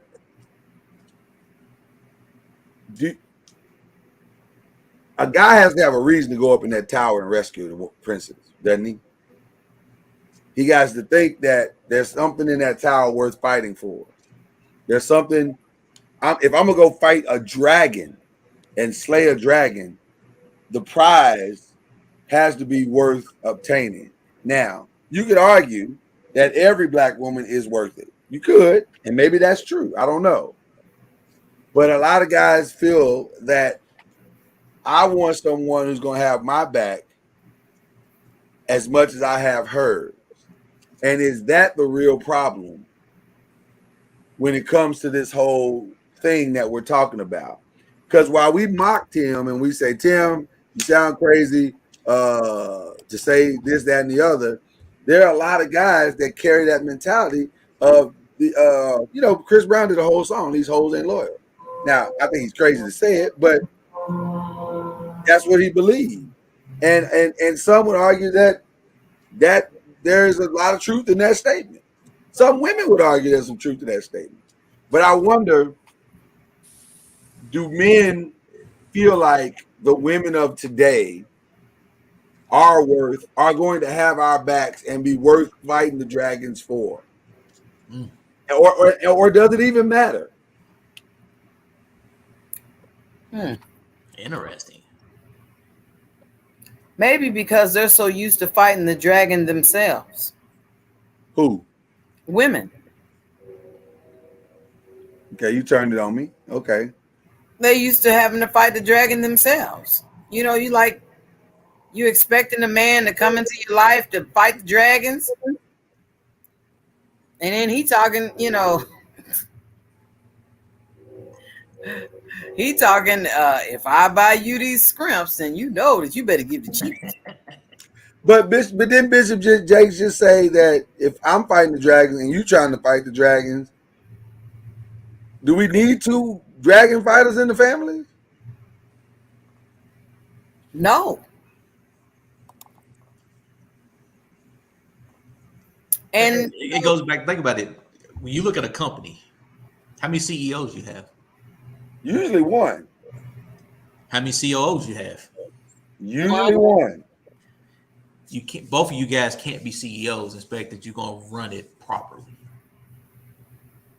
Somebody's gonna have to take a role of CEO. Somebody's gonna have to take the role of COO. Can't hear you, Al. I'm here. Yeah. I'm gonna flip the coin and say yes, you do need 2 dragon slayers. Okay, talk to us, Al. Because if I'm slaying dragons, I need somebody to fight the battle when I get fatigued until I regain my strength.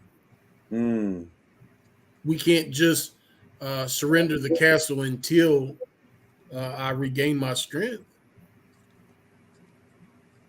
Good point. So I think it requires, but we don't need to do it at the same time. We're still Because we both going to CEO. be fatigued at the same time. Right. Because when your CEO goes out, your COO takes over, and vice versa.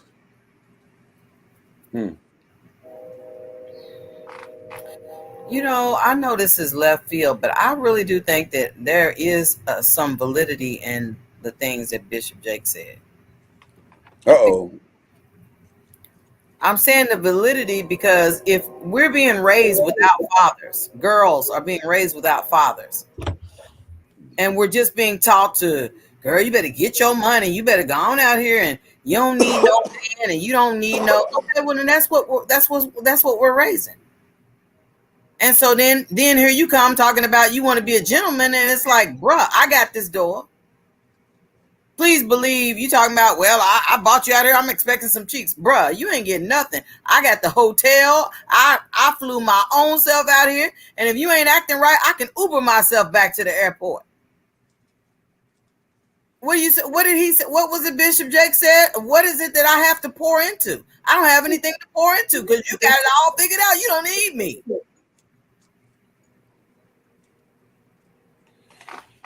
Do you need to have them or do you want to have them? But shouldn't there be a need for one another? I mean, I'm asking. I mean, Well, that's what I'm saying. Shouldn't there be a need for one another? If we don't have a need for one another, if we've all been reduced to what we can do for each other, either financially or sexually, this is really a bad circumstance. Mm-hmm. And see, I struggle with that, Lloyd, because I've always had the mentality I would rather be desired or wanted than needed. Does needed, I just become a bank. I need a bank. I want you in my life. I don't need you in my life. Right. I want to have you with me.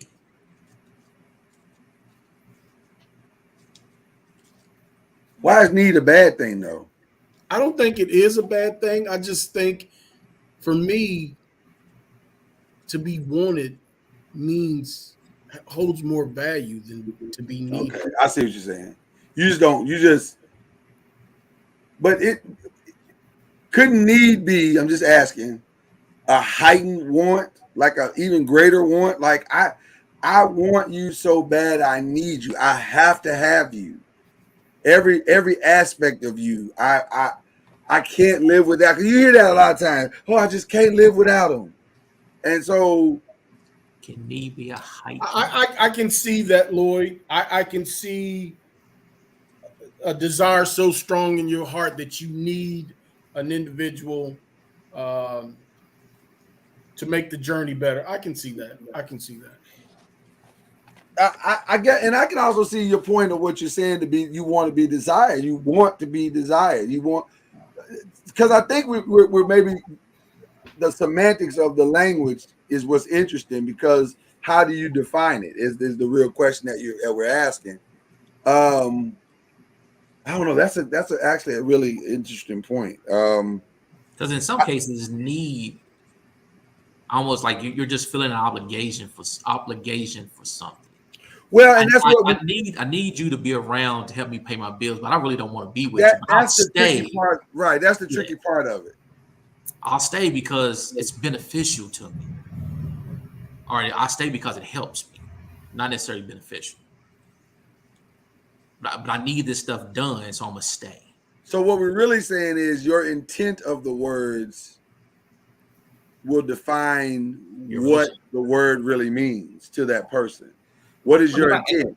Your intent defines the relationship. Right, because one person's need might be of a gold digging nature. Like I need a man to pay me out. I need a man to pay my bills. I need a man to, that kind of thing.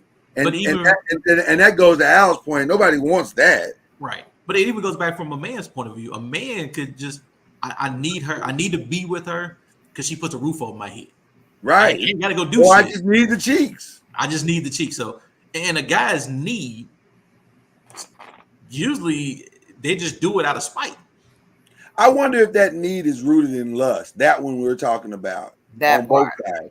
Is it rooted in a lustful type of spirit? Not necessarily sexual, but just in the I gotta have because I'm trying to keep up with the Joneses, or I'm gotta have because I'm trying to keep up with the Graham, or I'm gotta have because I'm trying to flex for my girls or flex for my boys. That kind of negative, lustful need type thing, which goes back to what Al was saying. That part is very dangerous, and dare I say, more in line of what we're seeing in the community. And it goes 100% back to that video that we watched. Right. Because they were both wrong. They were both. His need was for cheeks. And her need was, I'm gonna show him. She probably telling her girl, "Stop, bad girl. He flying me out. One of the things I did not hear out of all of our conversation is love. Tina Turner wrote a song about it.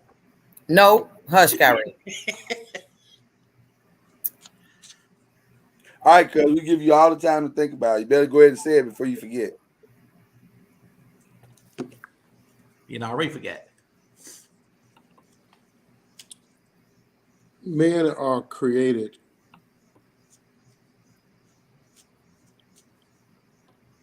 we are creatures that need to be needed. We need to be proven. We need to believe, I should say. We need to believe that we have value in your life beyond physical. I'm not talking about I need you to change the light bulb, or I need for you to pay a bill. I'm talking about on a spiritual, a higher level than that. We as men need to be needed by a woman.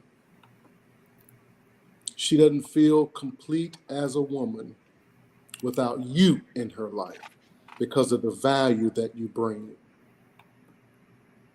Not that she wants that, she needs that. And we as men find it easier to leave that situation because we don't know our value. We think everything she's talking about is what she wants. She wants money. She wants this. She wants that. She just wants. But in actuality, she needs you.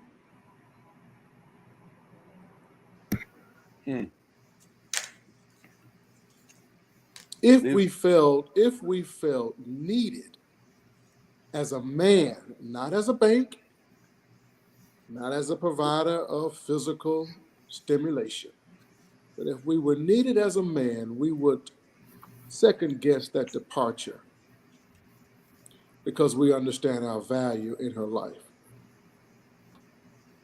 See, I don't never think just personally, my wife never needed me. She always wanted me. And again, that's my situation. You're talking about a physical thing, though. No, I'm talking about everything. Because we've been together for a Your long time. wife would have been just fine without you. She'd have been just fine without me, but she wanted to be with me. We wanted to be together. We never needed to be together. And that's my situation. Everybody's situation is different. That's my truth, my story. This is a fascinating usage of words. It says we have a song that we sing in the church. Go ahead and say, man, Mama Noise don't know it. Go ahead and say some of you on here might not know nothing about it. But it says, I need you and you need me. We're all a part of God's body. First of all, the union is a spiritual thing.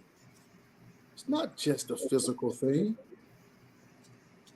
So my spirit being needs you in order to survive. Damn sure need you to thrive. That's on a spiritual level. You are correct. I can buy batteries. I can get double D batteries and satisfy myself physically. I don't need you for that. You are correct. I can make my own money. I can pay my own bills and take care of my babies. I don't need you for that.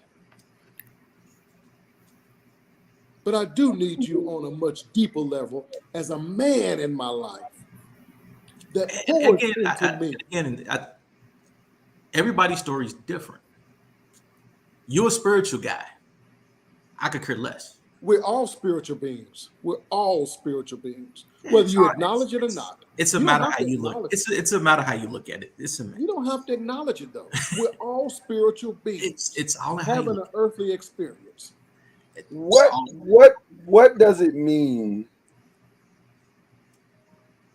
to have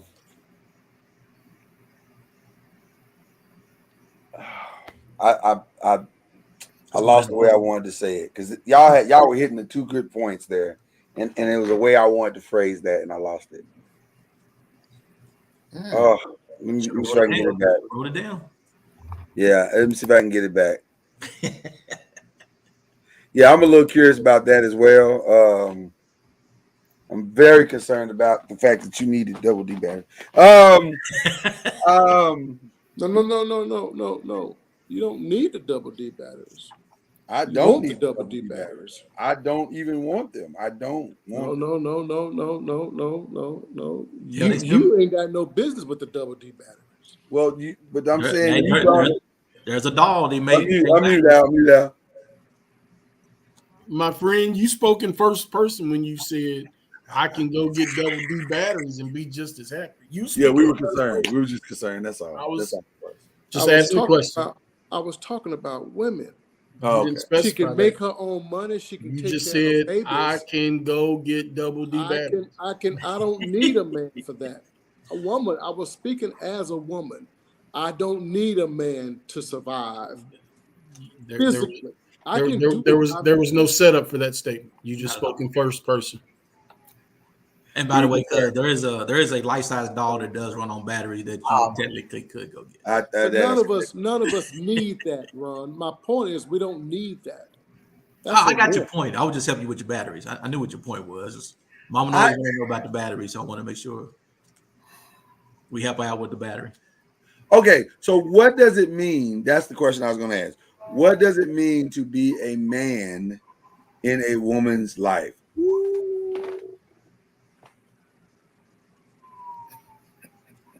What does it mean to be a man? What does it mean to be a man in a woman's life? What did that young man driving that woman back to the airport, what did he miss? What does it mean to be a man in a woman's life? He missed the opportunity to build her. Instead, he took the opportunity to tear her down. And that's why ninjas piss me off on a daily basis, because we're too busy tearing down our own women. And we don't see the long-term ramifications of that bullshit. And I can agree with Cuz, if not even for himself, for the next man, for the next person. We're perfectly okay with running our mouths and embarrassing our own women for a like Ron said, for a like on TikTok. Nigga, you ain't shit. So what if would she have received the message from him if he'd have said to her on TikTok, Shaniqua, I feel deceived. And you're right, you don't owe me. That was not a Shaniqua. You can look at her and tell she was a Moesha. Okay, Moesha, I apologize. Moesha, you I feel deceived because in our previous conversations you alluded to or led me to believe that I was going to be getting image. And I have gotten into my feelings, and now I'm gonna treat you like no, forget the feeling part. I'm saying I'm going a different way. I'm saying, what if he'd have handled it this way? And I would advise you going forward. Now I'm going to take you back to the airport and put you on the plane. Here's your return ticket. But I would advise you going forward, make your intentions clearer than this. If he'd have said that to her, do you think she would have received it? Nope. Probably not. But I don't see any problem with having those type of conversations. I don't see any problem with saying, hey, I want to spend the weekend with you, bring you out, what we gonna do? Is there any chance? Oh no, well, can we split the cost? Because I still want to get to know you. Why can't we have those type of conversations? Facts. Or maybe, well, how about we just wait a little while, get a little more comfortable with one another? Why can't we have those upfront conversations? That's because boys only value ass. So how should a man have done this? Is Al right? Should a man have said, let's have a full-on conversation, let's discuss it, and then come to an agreement, and if we both agree on what the parameters are, then we can move forward? Facts. Mr. Noise, you said something earlier. You kind of swooped over it, moved over it relatively quickly, but I think it's a needed conversation. Don't all of our women have value? Her dignity alone is worth more than $150, which is what it would have cost to fly her back home. Right. My dignity alone, because honestly, after me, and it may just be me because I'm a different type of person, but honestly, I look at the video and was like, dude, you lame. You're a lame-o. Right. Because I walked away from the video thinking he was an asshole. I didn't walk away from it thinking that she was deceitful, though she may have been. I walked away thinking, man, you're an idiot. And I think we all want I found fault in her is if she's laying around, with her titties out and laying across his bed and things like that, she's kind of not teasing, so to speak, but kind of pushing the envelope. You know what Absolutely. I mean? And playing a very dangerous game. Mm-hmm. Yeah, like throwing gasoline in a fire, not expecting it to explode. Right. Because you don't know this dude really. So you don't know if he could be violent, he could be a rapist, that ain't a game you should be playing.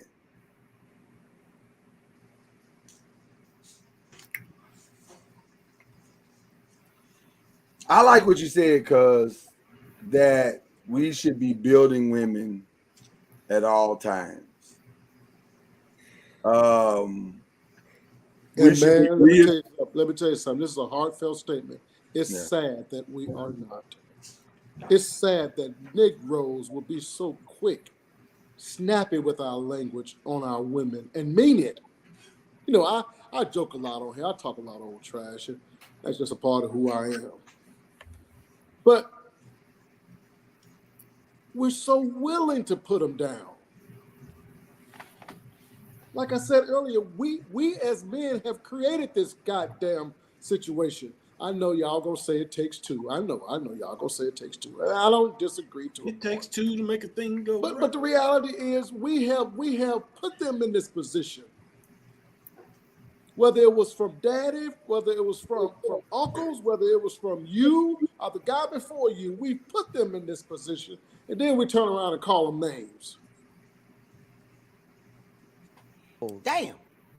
Well, you could call any woman, just about. I mean this. Oh shit, hell, y'all got me going now. Mr. Noiz made Mama Noiz an honest woman because of who he was in her life. But she too, but for the grace of God and introducing her to him and him to her, she could have been called one of them old nasty ass names. But tit for tat, cuz, I agree with you. We've done that. But look how many guys have suffered because guy A treated woman A like shit. So woman A treats guy B like shit. So now guy B treats woman B like shit. You know what I'm saying? That's exactly right. That is literally correct. That is exactly right. And that's why we're in a dangerous place societally, because the damage is so great. And if you want to say the egg came first, not the chicken, I'll stall you out. Okay, you're probably right. But man, that chicken is that thing is bad now, because now women are they know and see what women are doing now. We're calling it empowerment. She's empowered to do this. They're just being 5 women saying they don't need a man for nothing. But what women are doing now, they're being Negroes. They've learned. They've learned the game. We're mad at them because they've learned a better defense than the offense that men are running. We're running student body left for 128 years. They finally figured out if we run a 4-6 and sand into safety, I'm gonna screw you guys every time. Back in the 80s, there was a movie out. I forget Matthew Broderick, I believe, played in it. War Games. Yes. Yeah. Where the computer was simulating nuclear war. Play a game. And to get that game to end, it went through these series of tic-tac-toes, and it just got worse and worse and worse and faster and faster and faster. And then at the end, it all came down to, can't we fix it by just stop playing games? Right. Mm. That's all it is. Can it be that simple? It really could. It really is. I will tell you, my first boyfriend, Lloyd, my first boyfriend in high school, broke my heart. Bastard. Broke my heart into a million pieces. I just knew we was gonna be together forever. I just knew we was gonna get married. I had my mind, little girls are taught, you're gonna get married, you're gonna change your last name, and you're gonna take his last name, and he's gonna sweep you off your feet, and y'all gonna get this house and have children and stuff. I really thought, if I stayed loyal and committed, he will too. That Negro left me for a woman that was more experienced. And it crushed me to the point where I said, okay, I see that love is a game. Now, first time, shame on me. Okay. I ain't going to get played like that again. And it didn't fix my broken heart. It only made my broken heart worse. Mama Noiz. You need to tell that story over one more again, because the niggas in the back didn't hear you. That was a powerful story, and it's real for so many women. She told you about her boyfriend in high school.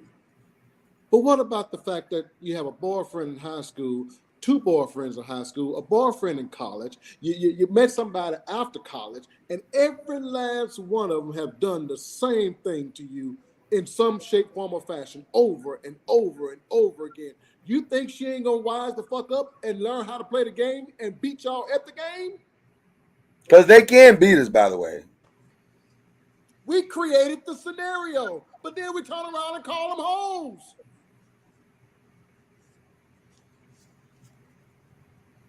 Just saying.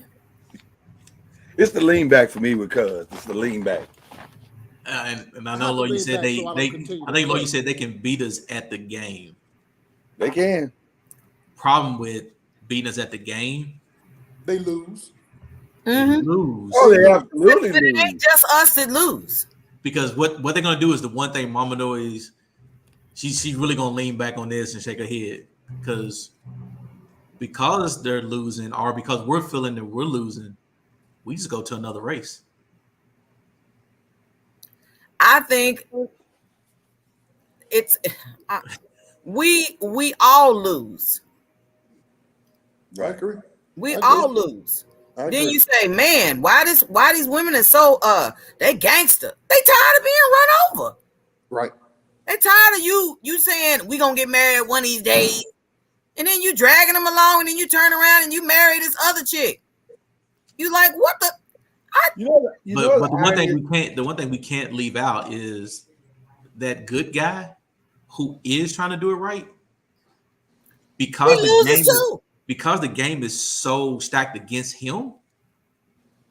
He's the one that's when he leaves, he's hurting the entire community way more than Pookie and Nuck Nuck, Mad Dog that stand in the neighborhood.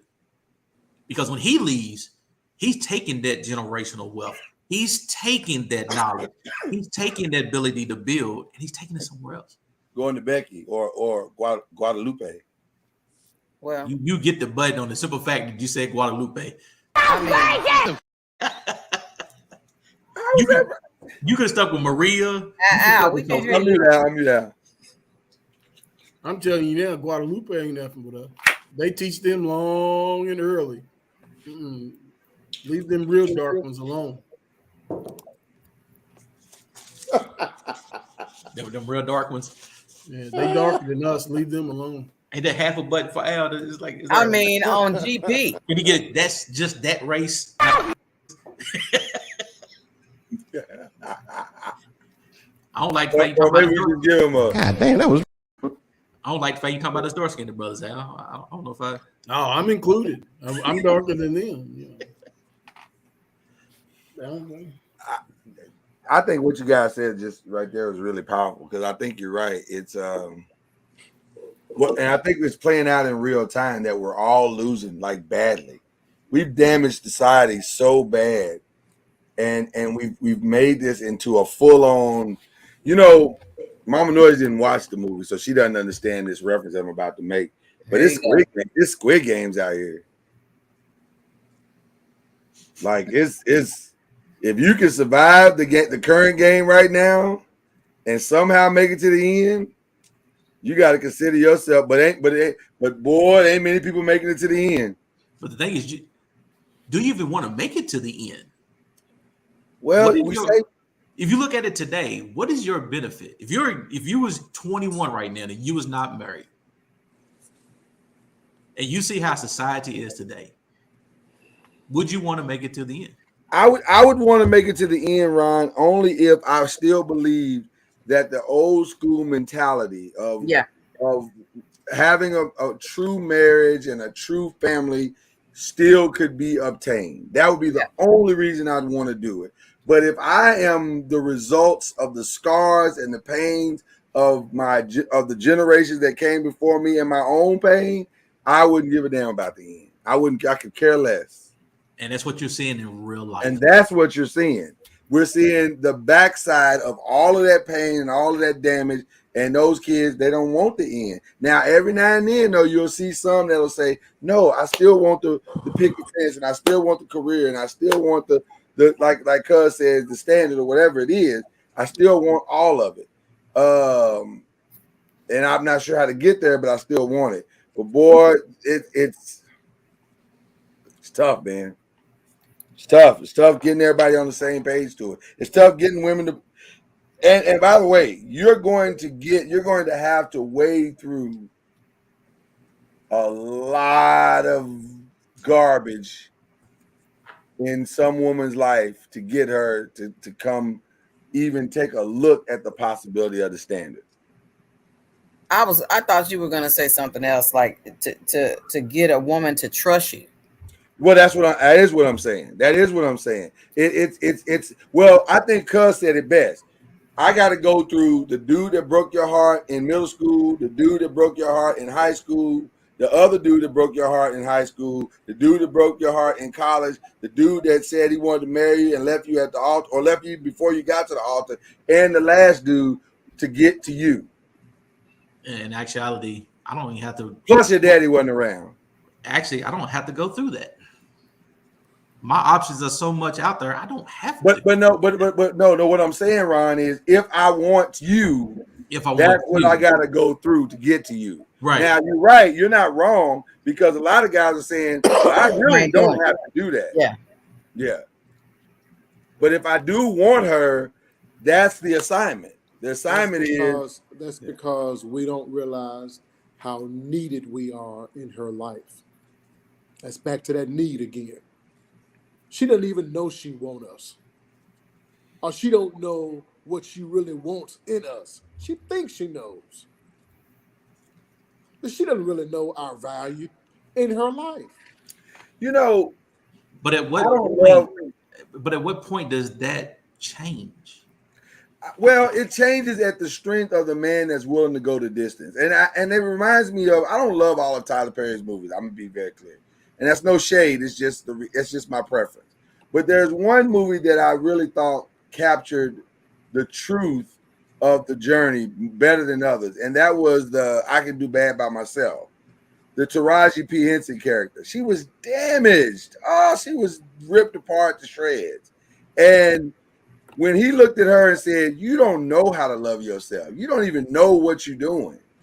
You're telling me you love me based on what you know love to be, but you really don't know what love is." But that's kind of why I was asking the question. Again, we talk numbers. 20 women, 12 guys. There's 8 women that's not going to get selected out of that 20. That is right. They will die with that damage. But at what point do they have to start realizing I have to make a change? I have to start be able to love myself, because you're not always going to have that man that's going to be in your face to tell you that you got to love yourself. You're not always going to have that man in your face that's going to teach you how to love yourself. When do you start teaching yourself how to love yourself? You know what, Ron? I'm gonna say something that may sound very sad, and I don't know if everybody's gonna make it. That's why I said it's Squid Games. Man, Squid Games. I say they could. You gotta leave something. Squid Games. The room was full when it started, but boy, by the time you got to the end, it was thin up in that joint. Because I just don't know if everybody has the capacity to make it to the end, and because of the damage that has already been done. You know what's ironic about the game Squid Games? The only way you can make it to the Squid Game is because you are in debt. And not just any kind of debt. You are deep in debt.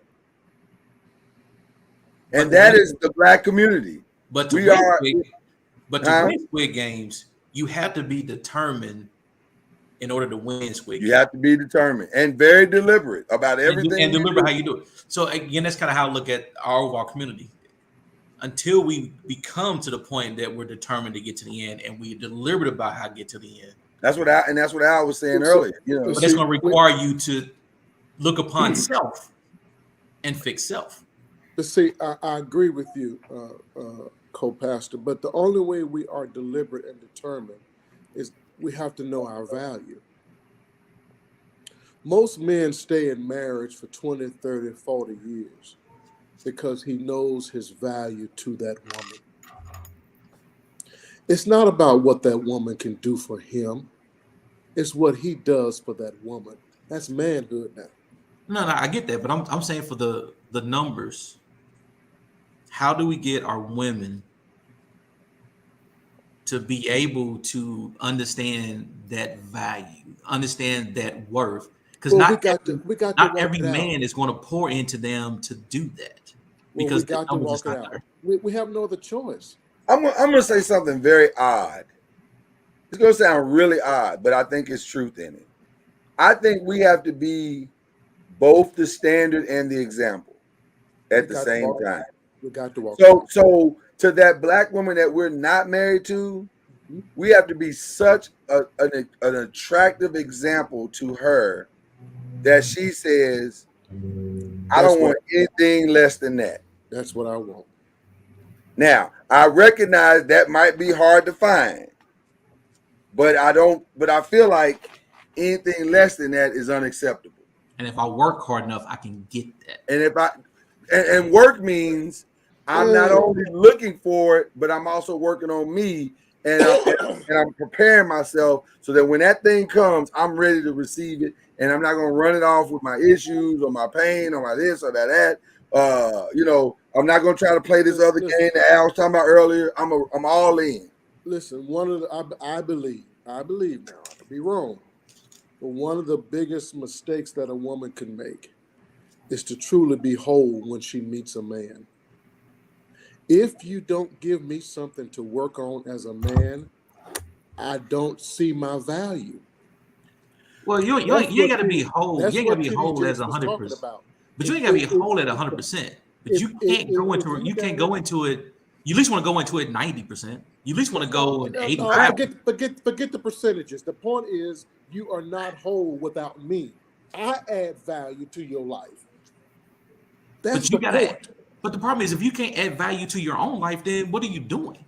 If you make your own money, if you can do everything on your own, and you don't have anything that needs to be worked on, you don't have anywhere that you need to be built, then that man really doesn't have value in your life. He won't see it. He's gonna believe his value is his penis. No, because a real man knows his value. A real man knows your value is not your nut.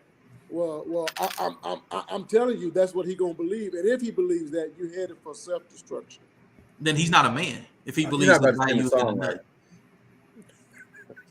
So like it didn't feel like he was very seen because that was just so random.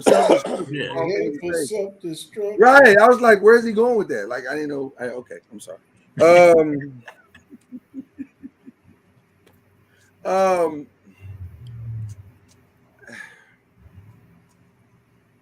I'm trying to process what Cuz just said. You have to go in building. You have to go in building yourself up. You can't go in not building yourself. You talking about a woman? Yeah, a woman and a man. I don't disagree with you that she has to do her work, but whenever you present to a man that you have it all together, then you don't need him. But I would argue, not argue, but I would surmise that a woman that is trying to present herself as having all together is a woman that is presenting the damage to you. I agree. Because the reality of it is everybody knows that we ain't none of us all together. And you never will be. So maybe the fact that she's presenting that to you, maybe she's saying, I want to see if you are man enough for the assignment, even if I'm afraid to tell you what the assignment is. I agree. You got to know what your flaws are. You got to be willing to work on your flaws. You can't go into it hiding and expect somebody to pull your flaws out.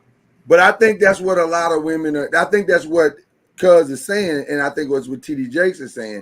A lot of women come with this attitude of, I don't need no man for nothing. When the truth of the matter is you do, and you know you do, but because you've been conditioned to present yourself as flawless, you put up this wall and make it hard for me to climb over the wall. Or you saying, go ahead.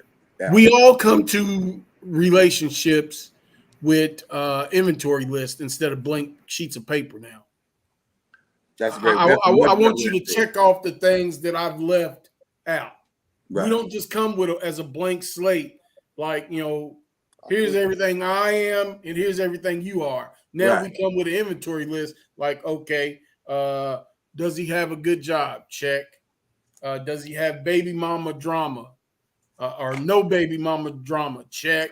So if we would get rid of these checklists and just come as blank sheets of paper, I think then we can build. But if we come with the blanks, go ahead. Alvin, you only gave 2, and that was both for the men.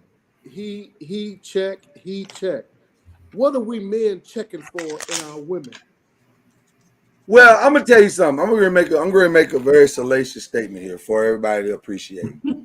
I want to see a woman's nakedness. That's my goal.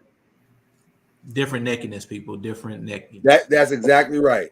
And to me, when my wife was willing to show me her true nakedness, the scars, the pain, the frustration, the disappointments, the you hurt me. That's when I knew that's when I said, okay, I'm built for this assignment. But only because of who you was she, even though she was still fearful, only because of who you were you able to pull that out of her? Well, everybody's fearful to be naked in front of somebody they've never been naked in front of. Yeah, but the more hurt you are, the more barriers and walls you put up. I agree, but that's what Bishop was trying to say. In order for you to be complete, you're gonna have to be naked in front of somebody. But then that somebody has to present themselves worthy of my nakedness.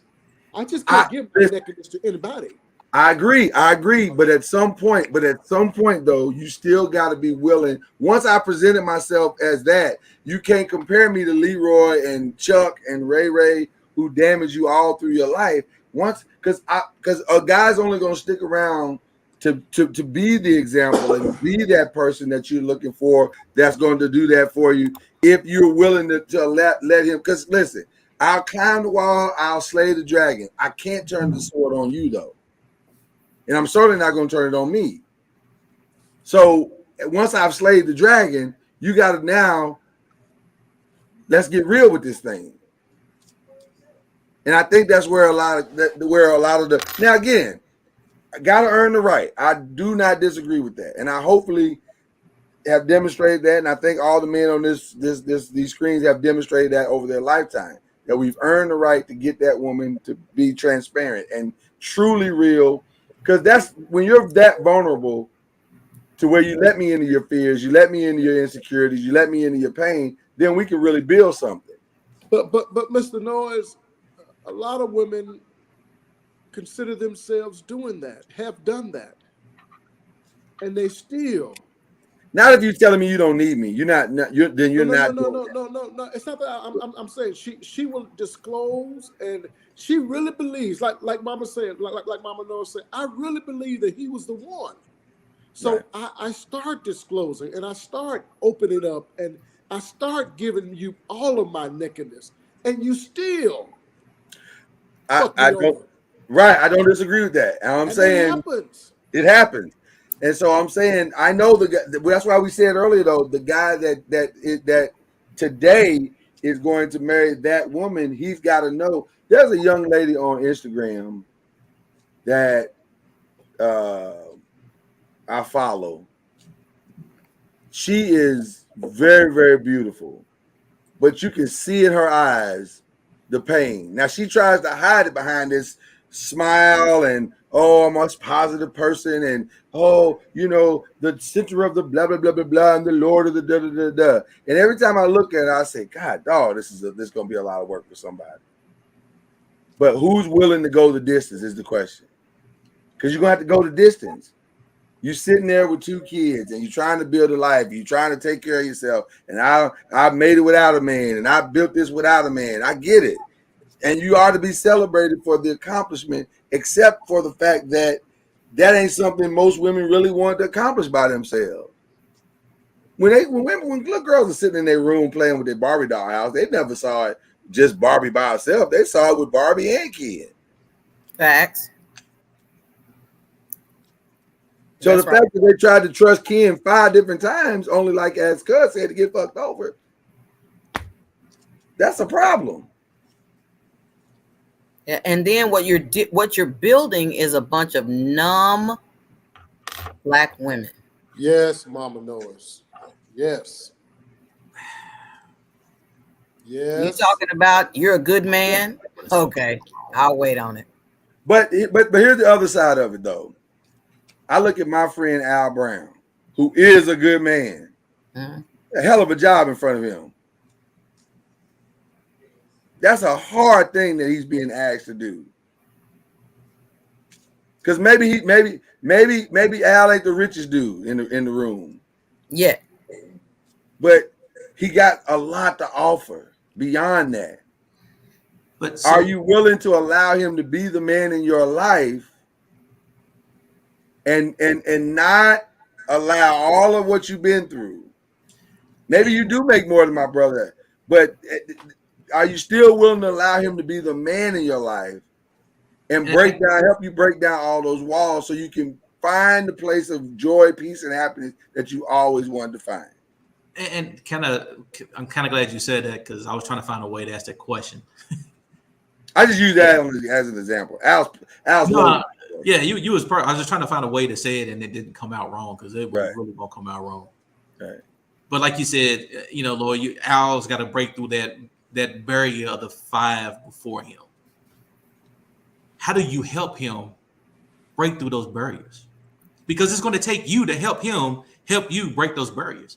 At what point do you reconcile the 5 before him to give him an opportunity to break through that door? Well, I'm about to mess up the whole thing. I wonder if sex should be involved in it at all in the beginning. That's what we have been saying for years, but then folks is looking at us sideways. You crazy as hell. I'm just throwing it out there. I told you I'm gonna mess up the whole thing because it.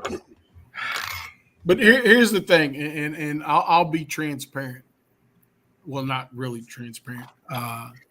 It's tough out there, but you guys from Texas, y'all familiar with cattle and steer, and if you know anything about bulls,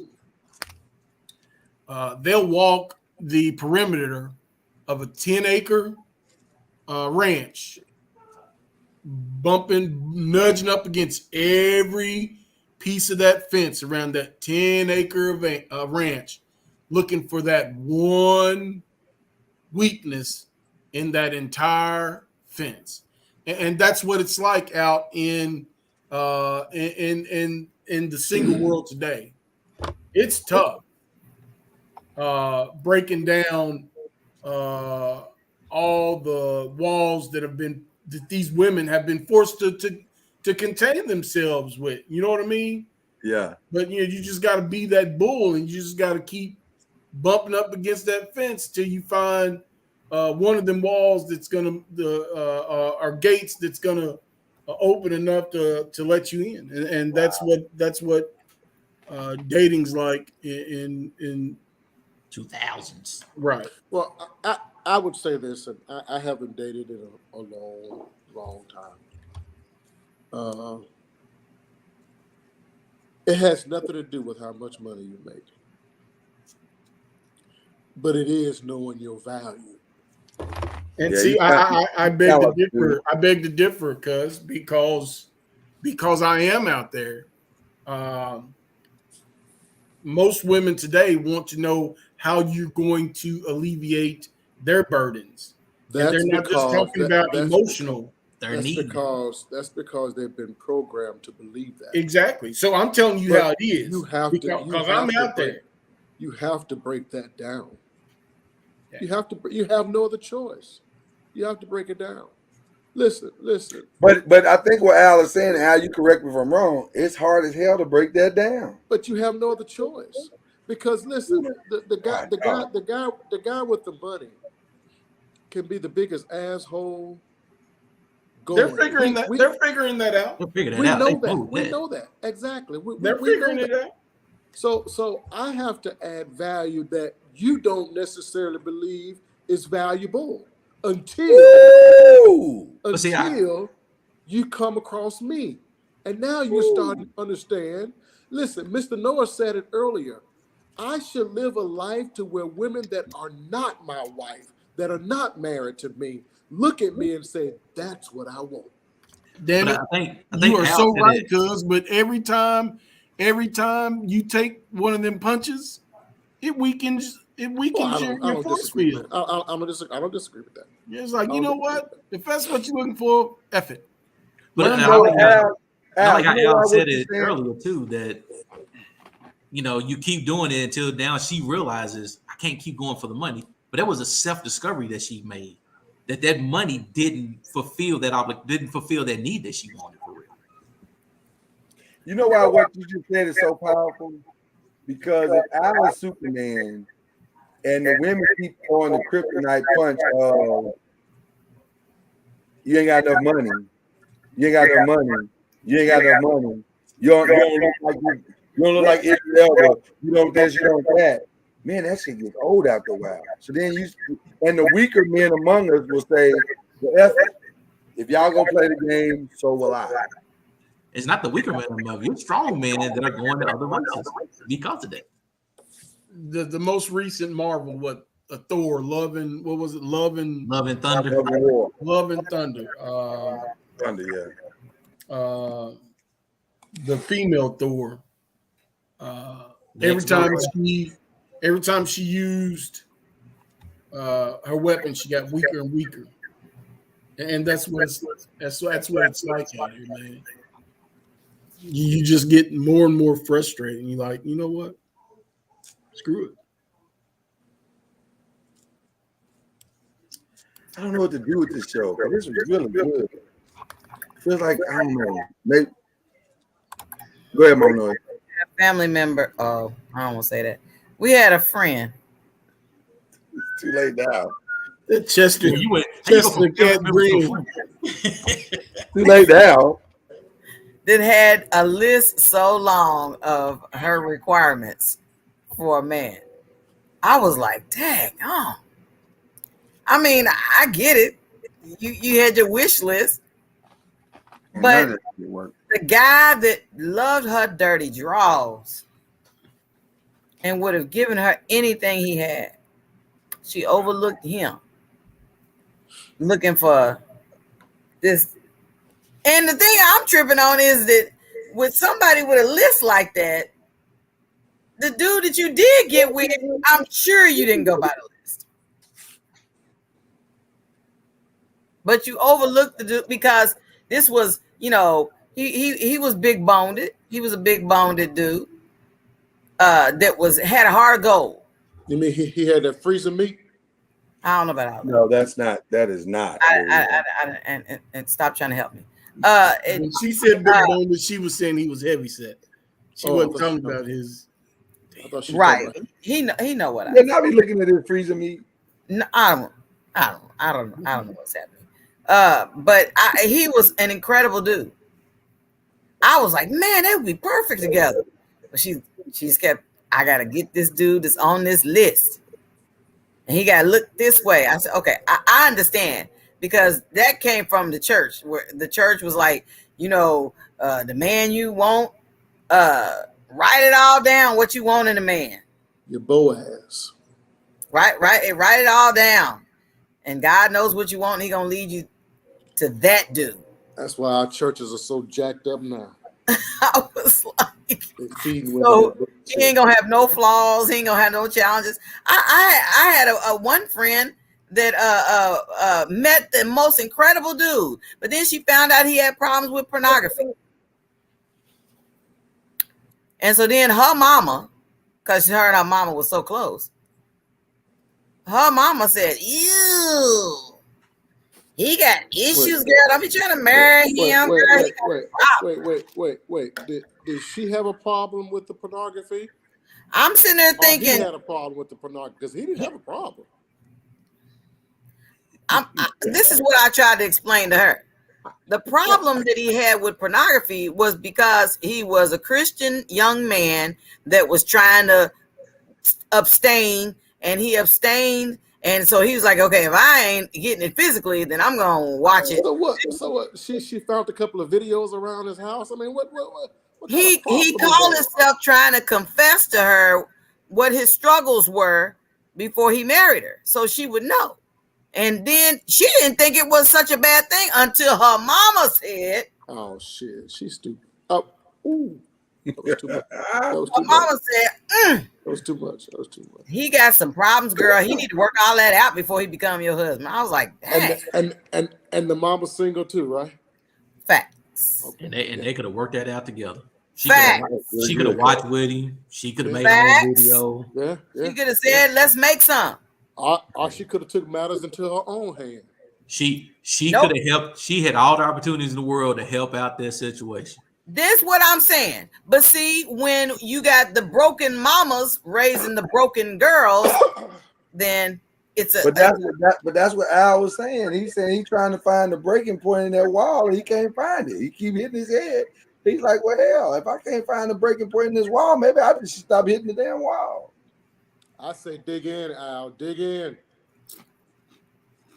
All right, we gotta wrap up. God, dog, we got to have a discussion behind the scenes and figure out, because this was too damn good. Now, once you get to that 6 acre, you might want to go to another ranch. Wow. See, You got the same kind of heifers over there too. Yeah, but that heifer's gonna be a quicker. Oh my goodness. You got to dig in. Tomorrow night at 5, we're gonna start our NFC or NFL previews. Who are the contenders? Who are the pretenders? We're gonna get into all of that tomorrow night. How about them Cowboys? Definitely pretenders. F. What? Jerry Jones. That's all I'm They going ain't to got no receiver. F. Jerry Jones. That's all I got. That's all I'm saying, man. So we're gonna get into all that tomorrow night. And then we'll be back. We'll be back for part. I don't know. I say part 2. We'll see. I don't know. This is a damn good conversation, though. Whew, man. All right. You need to cut more women to help you out. Where Talkin NOIZ at? That's Mama Noise. That's Mama Noise. She books the shows. I just show up and do my part. So we got 2 empty spots down here, Mama NOIZ. We got to fill them 2 additional spots. Yep. I just do my part. You muted Mama Noise. Can't hear what you're saying. We do know Punkin C's gonna lie, so we do need another person to help lie on the show. All right.